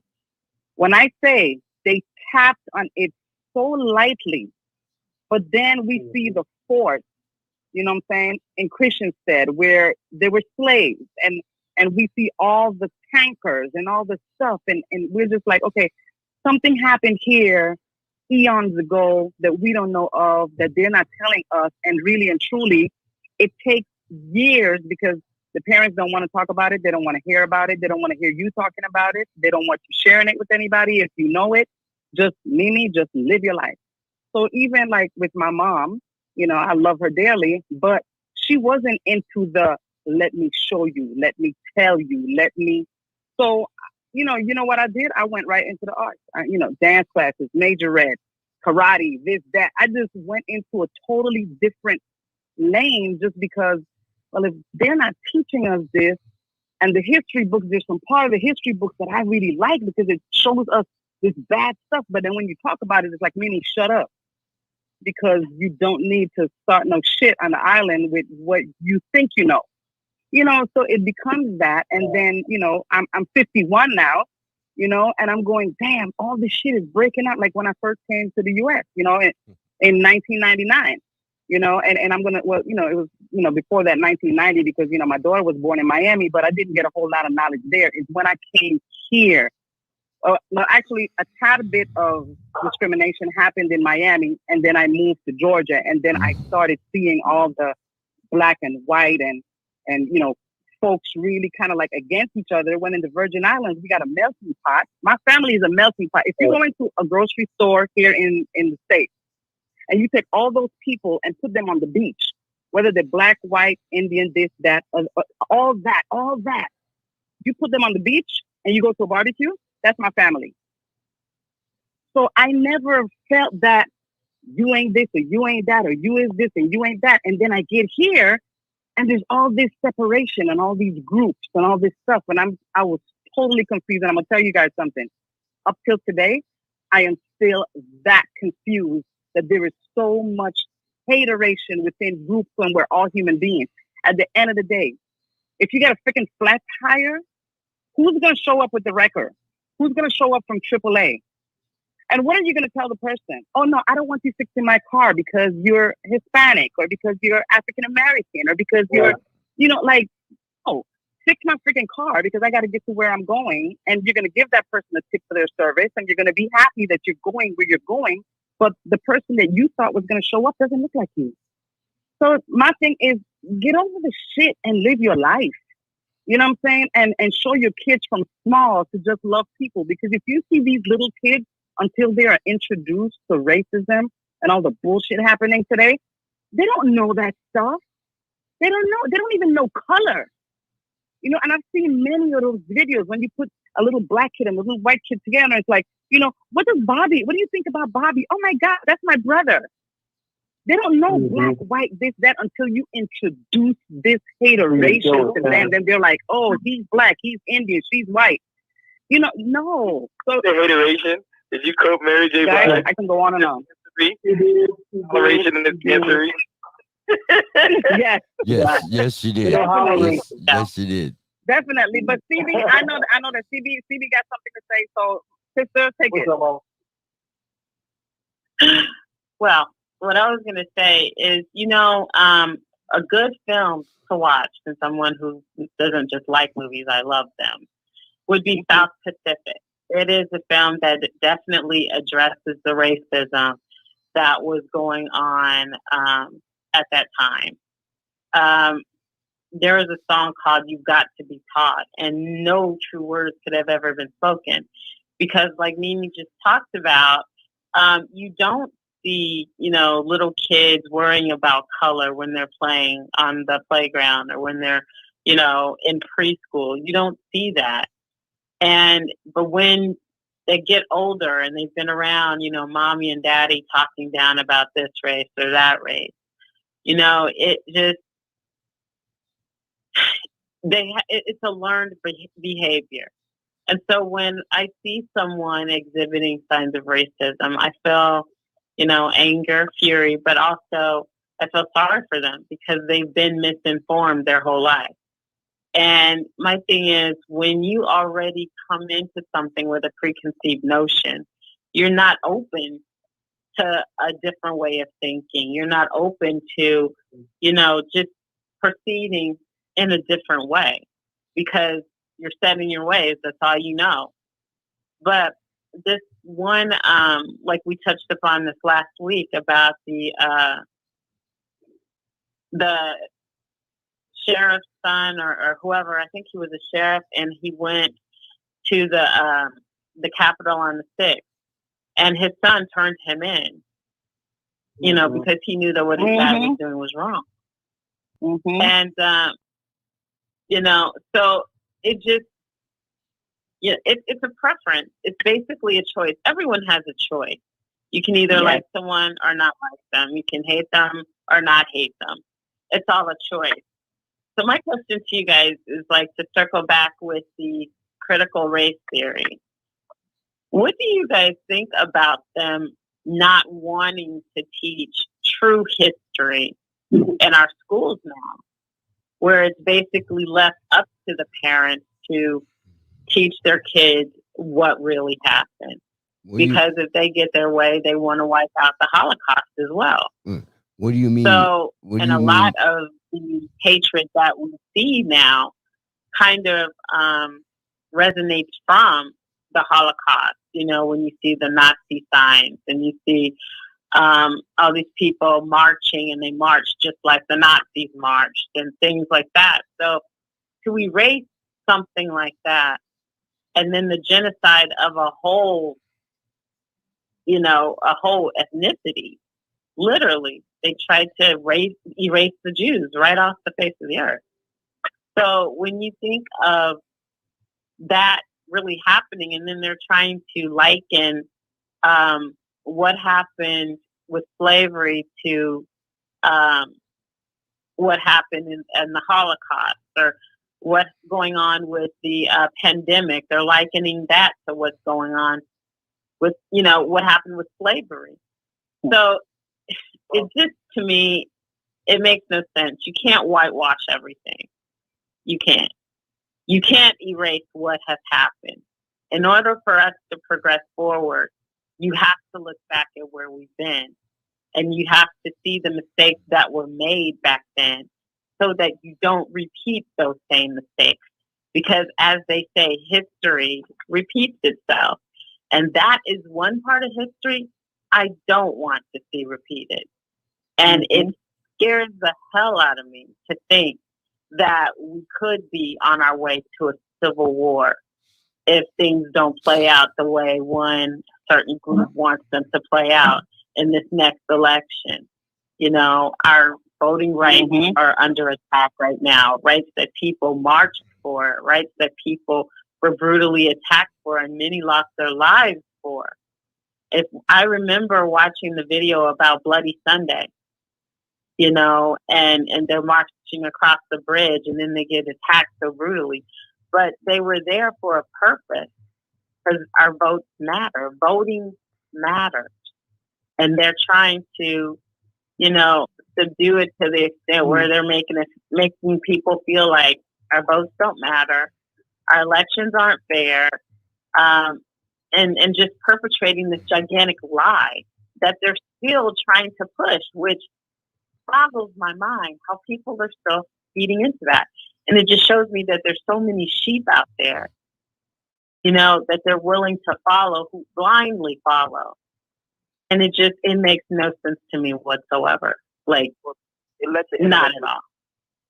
They don't have to do the work anymore. They let the internet do the work for them. So with what you were saying, and first what you were saying is what the conclusion is, what we can do, it kind of goes parallel to what you're saying is we have too many black entrepreneurs and too many black millionaires to not change the narrative on what we want. Like, let's think about it like this.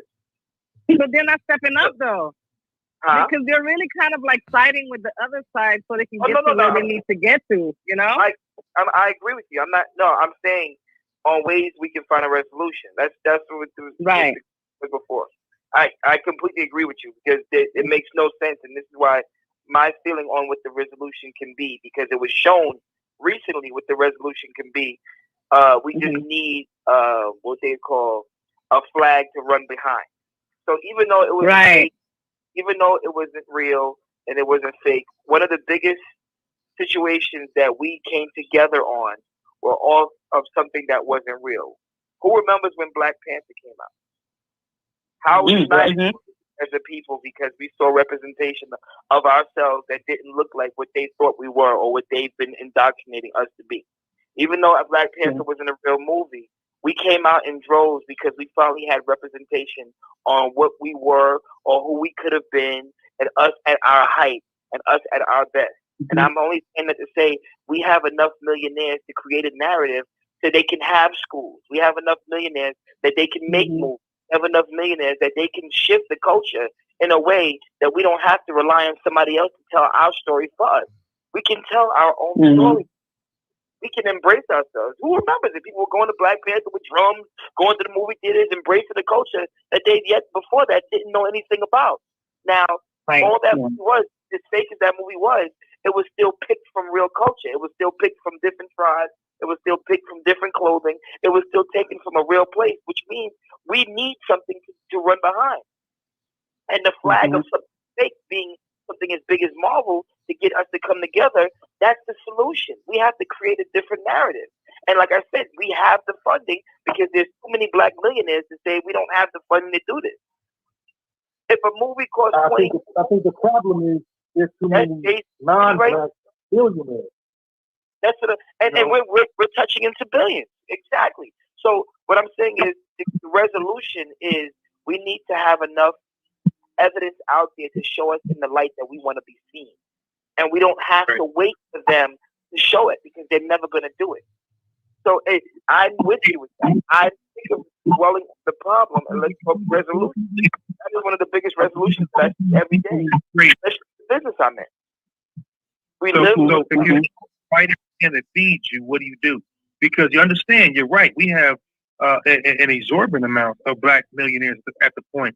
But much like, let's look at professional sports. They're games, but they've made a lot of people's families comfortable and lives comfortable.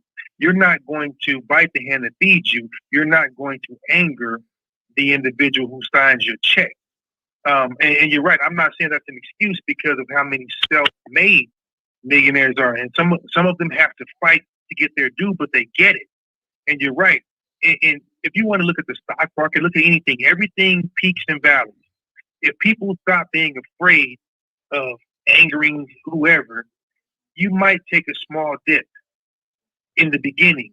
But you're right. If they come together, pool resources, and say, you know what, we're going to create our own narrative. We're going to create it on our own terms. Eventually, you either have to get the respect and the equal treatment from the other, or you have to separate. I just don't know that some people they don't want to get their wings clipped. I understand what you're saying. They don't want to get their wings clipped in that situation. So let me give you a scenario like this. Say I'm a football player and I just got a $25 million contract. Would it be so obtuse to take money out to say I'm telling my banker I'm going to take out $10 million or $5 million out to buy a car? So now that's not going to be looked at as something different, but I can be a silent partner to the person who wants to be the forefront of that. I couldn't take $20,000 or $50,000 and use it for something frivolous, but to invest it into something that goes to my people. But it doesn't have to mean that I'm in the forefront, knowing that Amin Ra invested $50 million in this Black school, or maybe it could be something entertainment gave $5,000 to blah blah blah yakety smackety. Those things, those back channels can't be hit. So you don't have to worry. But this is the thing, Amin Ra, and let me just chime in right quick. The thing about that is that, okay, so this may have been a player that may have gone through a lot of shit, growing up, dragged up, this, that, maybe from, Dominican Republic, God knows where he came from, baseball player, whatever.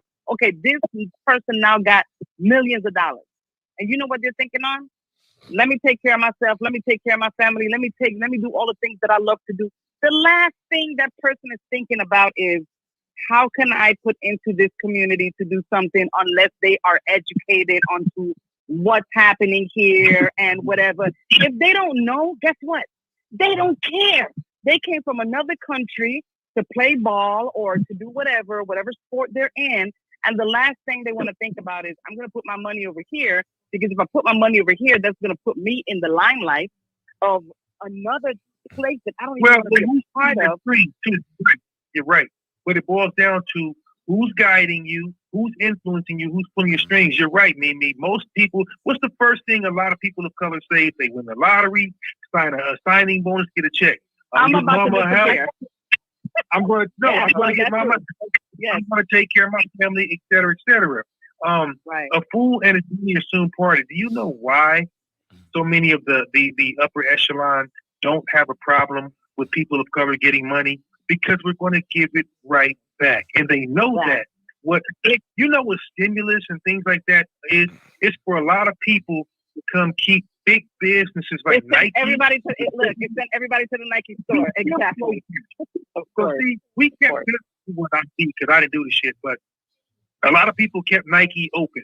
They kept Tesla floating. They kept a lot of companies. They didn't struggle as much during the whole pandemic as other companies, because the powers that be, they know their target audience. And it really does go down to education. Mimi said it best. If you don't have the knowledge, you cannot entertain the practice. And so if you don't know how to make and keep money, you won't have it. If I give you $100 or $100 million, you will go broke if you don't know how to preserve it and let your money work for you. Most of us aren't privy to that information growing up. They keep that from us. But again, like we said earlier, Amin-Ra, ignorance is not an excuse. You have to seek it out. Some people don't know where to look. Some people aren't hungry enough. But the simple fact of the matter is, if they don't know, they can't practice. And so they're not thinking about uplifting. They're not thinking about going, you know what? If I raise a village, everybody gets to eat, not just my family, my friend's family, and you make it a collective. But it's very difficult in a country where somebody says, I'm going to turn every other culture and every other group against one group. See, they collectively turned everybody against us. We'll give you a pass if you treat them badly. So we have the deck stacked against us. Not an excuse, but the truth. You're absolutely right. You're absolutely right. So let me ask you this, because one thing that I appreciated in 2020, out of all the craziness that happened, what happened in 2020, because 2020 was an eye opener for the world, and 2020 turned the world on itself, and it put the mirror in front of everybody that the ignorance is even less. People should be more aware now than they've ever been in life, because now, thank you, it's going to sound as crazy as it is, thank you, Donald Trump, because Donald Trump let us see who the enemy was with no cover. As much as we've hated him, as much as he's done to screw the world over, in 2020, our vision was 2020. We exactly saw our enemy. So are you mad at somebody for them showing you they hate you? Would you rather them hate you in the shadows, or would you rather see your enemy? When we saw Donald Trump, we hated him because he hated us. But I was thankful, because now I know for a fact the snakes in the grass are revealed. I can see my enemy now. Now I can know how to move. And with that, I'm only saying it to say, the ignorance that we're still having, we should be more self-aware of what we need to do moving on now more than ever. I gave that excuse when we did the information. I gave that excuse. I was good with that excuse when we were privy to the we shall overcome. When we shall overcome, and let's hold hands, respect to Dr. King. But even he said before he passed on, I have a dream speech was a little premature. Right before he passed, he was saying my vision on I have a dream and we should be one might have been a little premature. But now, more than ever in 2020, we saw exactly who the beef was. We saw exactly how they felt about it. Thanks for letting me know you don't feel me. Because I would rather walk next to my enemy than be stuck and stabbed by my friend. Right. Mm-hmm. So let's talk about having. I'm sorry, CB, real quick. The funny thing about that is we all know who Akon is. You're a recording artist and things like that. You know who Akon is. Akon came from Africa, came to America, made his bones, did his thing, burnt out, took his money and his influence back to Africa and said, I'm going to build up where I'm from. So he had the luxury of doing that because he was legitimately an African. Now, here's what's interesting. Everybody knows Akon really has into he's into cryptocurrency. He's into digital money. He's into the future, which is where we are now. He tried to get a loan through American means to fund his project so that he could build a crypto city and a digital city in Africa. You know what America told him to do? Go fuck yourself. Now, you know where he got, I don't know the number. Don't let me lie to you. He got a lot of money. You know who he got it from? China. Now, China owns pretty much all of the debt to America anyway, so we're the United States and China. I don't want to piss anybody off more than I have. That being said, a lot of Africa now. The point that we're making is this country and the people that run it, the people that control it, the people that founded it, all one and the same. They're not going to let you get a foothold because that's not what we were brought here for. We are really the after effects. Like, now that slavery's over, you don't understand how many people are like, why are you still here? What are you doing here? But every Saturday and Sunday that you turn, and Monday through Friday that you turn on the television, your favorite entertainer, actor, athlete, whatever, I'll guarantee you the majority of them have a tan. But see, that's the anomaly. That's the exception, not the rule. Ooh. And that's really how it's viewed. So you're right. I think we all agree that, unfortunately, because we're considered a people without a land, we can't say, let's take all of our resources, culture, and everything and go here and flourish. So you can't, once the top is off the box, you're not going to get everything back in there. It's not going to go back in the way it came out. The top is off the box. You've got too many rich and affluent and influential people of color that are like, look, I'm not going to bite the hand that feeds me. I am not, so again, it goes back to how did we get here? Certain conquering kings of tribes said, listen, leave me alone and I'll give you them. It's never going to change. And that's the problem, because until we all kind of wear the same spacesuit, have the same complexion, which is, we're going to have that. So that's why, Mimi, that's why in the Caribbean and different places you have all the colors of the rainbow. Cuba, the Virgin Islands, the Dominican. Here's what's crazy. Brazil has the largest black population on the planet, but they will never vocalize it because I'm Brazilian. I speak Portuguese. Fool, you look just like me, but you speak a different dialect. But they won't tell you that. They'll say I'm Portuguese. If you can name any other country, island, or whatever, you're excused. If you say I was born in the U.S., you're nothing. I can literally go to Cuba right now, speak a little Spanish, put on some white shoes, and damn it, you don't know who I am. See, here, I'm Dominican. I'm not black. I'm Dominican. So guys, we have 6 more minutes to our show. I know CB has some things that you want to close out. I don't know if George has anything that he wants to say, but I know that we've got the minute countdown. So, CB. How do you hear me? I just want to say that this was the first of many more to come, uncomfortable conversations, which actually, it's good to talk about these things. It's very good. So I hope that, our listeners and our viewers have definitely learned something from this conversation. And, in the coming shows, definitely people, don't be scared to type in the chat, give us a call, weigh in on the topic. We'd love to hear from you. It's so important that we have these conversations because we can't move forward unless we talk about what's going on, unless we talk about what's ailing you. How do you heal if you don't talk about what's ailing you? I mean, think about that. So thank you, everyone, for joining us tonight. I'm going to give everyone a chance to say your closing remarks, and then we'll go from there. So, Amon-Ra, our brother, I go first. No pressure. No pressure. Thank you guys for having me.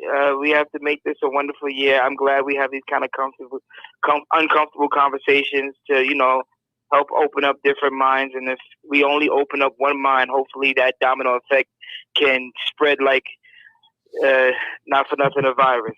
Hopefully information, people will look for more. And then what we do is we can spark the brain to help somebody want to go find out information for more what it is. So if you're out there and you're listening, just know that there's so much more information that you can be privy to if you look for it. All right? We're always here to help guide you. If you need references, ask us. But these platforms, support these platforms as much as you can, because as much as you support, we can go. All right. Mm-hmm. Yeah. I love you all. I gotta go. I gotta be up in a few minutes to be on set. My listeners, thank you so much. Meet me, everybody out here. Blessings to you guys. All right. Thanks for coming to hang with us tonight, man. Yeah. Always, family. Always. You know you have a free pass to call in anytime, chime in anytime. Just let me know, and we'll definitely keep you in the loop. We're gonna have fun on the cruise. Yes, now, next week's topic is a bit dark. We're going to be talking about coerced rape in all forms. So we're not holding anything back. So it's going to be heavy. I'm here for it. All right. All right. Hello. All right. Yee. Woo! So, look, one love, God bless. I'm feeling really, really, really, really, really good right now. You feeling peachy? Peachy. Peachy. The new bottle. Yeah, right. I was gonna say, wait a minute, that one's full. No, that's bottle number 2. That's for another week. So maybe next week the drink special is gonna be Crown Peach. Again. But guys, look, man, one love, God bless. It's been great. I love you guys dearly. We did the damn thing. So let's just keep on doing what we do, because this was amazing tonight. Yes. Yes. Y'all already know. No, it's been real. I love thought-provoking things because, the only way that you can grow, you got to stretch yourself. You know what I mean? And growth is uncomfortable. So I need more and more people to get comfortable being uncomfortable. That's how you grow. You want to be rich, you got to do some things that make you uncomfortable. You want to be more healthy, you've got to do more. So that being said, take care of yourself. We'll be back. Catch you next week. All right. George. Peace, love, and hair grease. All that peace, love, and hair grease. You ain't said a whole lot tonight, so I know you have some shit going on in your background, and we're going to talk about the next time we get on, okay? Well, we're going to leave it right there. I'm going to leave it right there. I'm walking away.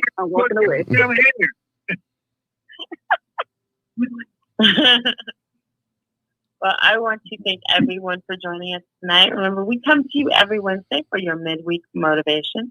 Hopefully you got motivated tonight, and you will be back next week for another uncomfortable conversation. So our next couple of shows are going to be in this uncomfortable conversation series. The conversation is uncomfortable, yes, but necessary. So again, next week's topic is coerced rape. So you don't want to miss that. And we're not holding back. So we're going to talk about rape and all of its forms. So if anyone has a story they want to share, hit us up. Feel free to give us a call or even email us. You can email us at info@cbandtheboys.org. Or if you want to email us individually, then you can do that. Mimi at cbandtheboys.org, George at cbandtheboys.org, Roger at cbandtheboys.org, or me, CB, at cbandtheboys.org. So if you want to hit us up and tell your story, if you want to remain anonymous, it's cool. We've got you. But let your story be known. Let your voice be heard. So thank you guys. And then the show after that, we're going to talk about the dark side of gastric bypass surgery when pretty hurt. So you don't want to miss that. And again, if you have a story you want to share, feel free. We'll have more guests on at that time sharing their stories. So it's going to be really, really good in depth. So you don't want to miss it. So come back for some more uncomfortable conversations, everyone. And don't forget to go to our YouTube and like us and subscribe. We know you like us. We know you love us. Now subscribe. And then don't forget to check us out at iHeartRadio as well as Apple Podcasts. While you're on the go in your car, in traffic, why not turn on CB and the Boys? Woo, what an idea. What a concept. Try it. You might like it. So anyway, we will be back next week for more uncomfortable conversations, bringing you music, motivation, conversation, laughter, and a whole lot more fun. So tune in next week for more CB and the Boys. We will see you next week. Same time, same station. And to take us out tonight,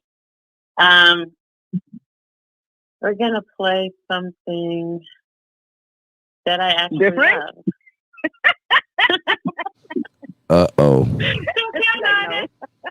is BTS Butter featuring Megan Thee Stallion. So we will see you guys next week. Bye-bye. Ay, it's the hot girl coach and BTS. Smooth like butter, like criminal undercover. Don't pop like trouble, breaking into your heart like that. Cool shade summer, yeah, owe it all to my mother. Hot like summer, yeah, I'm making you sweat like that. Break it down. Ooh, when I look in the mirror, I'm not too bad at the two. I got the super tight glow, so do the booty. Step right left with my beat. I like some more rock with me, baby. Know that I got that heat. Let me show you can talk it this. Right step right left with my beat. Get it, let it fly. So smooth like the car I ride. Even your best party planner couldn't catch this vibe. Big sauce and I make a hater stay on their job. And I be on these girls' necks like the back of their bob. Houston's finest in the room with bouncing. Make them all beat ratchet in their suits and blouses. I remember writing flows in my room in college. Now I need global entry to the shows I'm rocking. Cool like cocoa butter, my drip more than a puddle. They know that I'm the wave. Take over every summer. They must be giving CD if they ever had to wonder. Every beat I get on gets turned into hubble bubble. Step right left with my beat. Yeah. I like the move I me, baby. Know that I got that heat. Let me show you come talk it this. Yes, step right left with my feet. Get it, let it roll.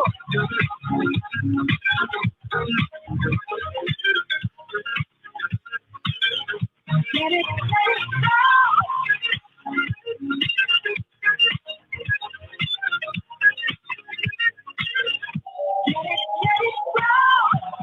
My wrist, I'm the night guard.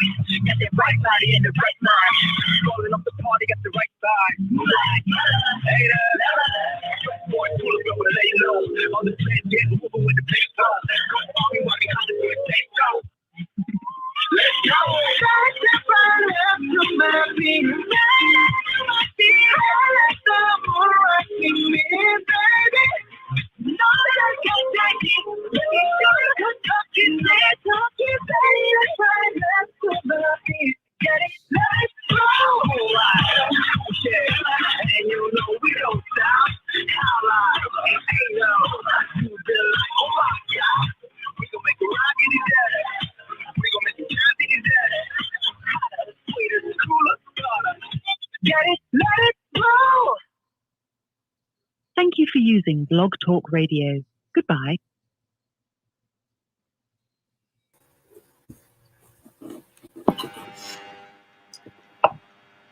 Guys, that was a great show tonight. Great.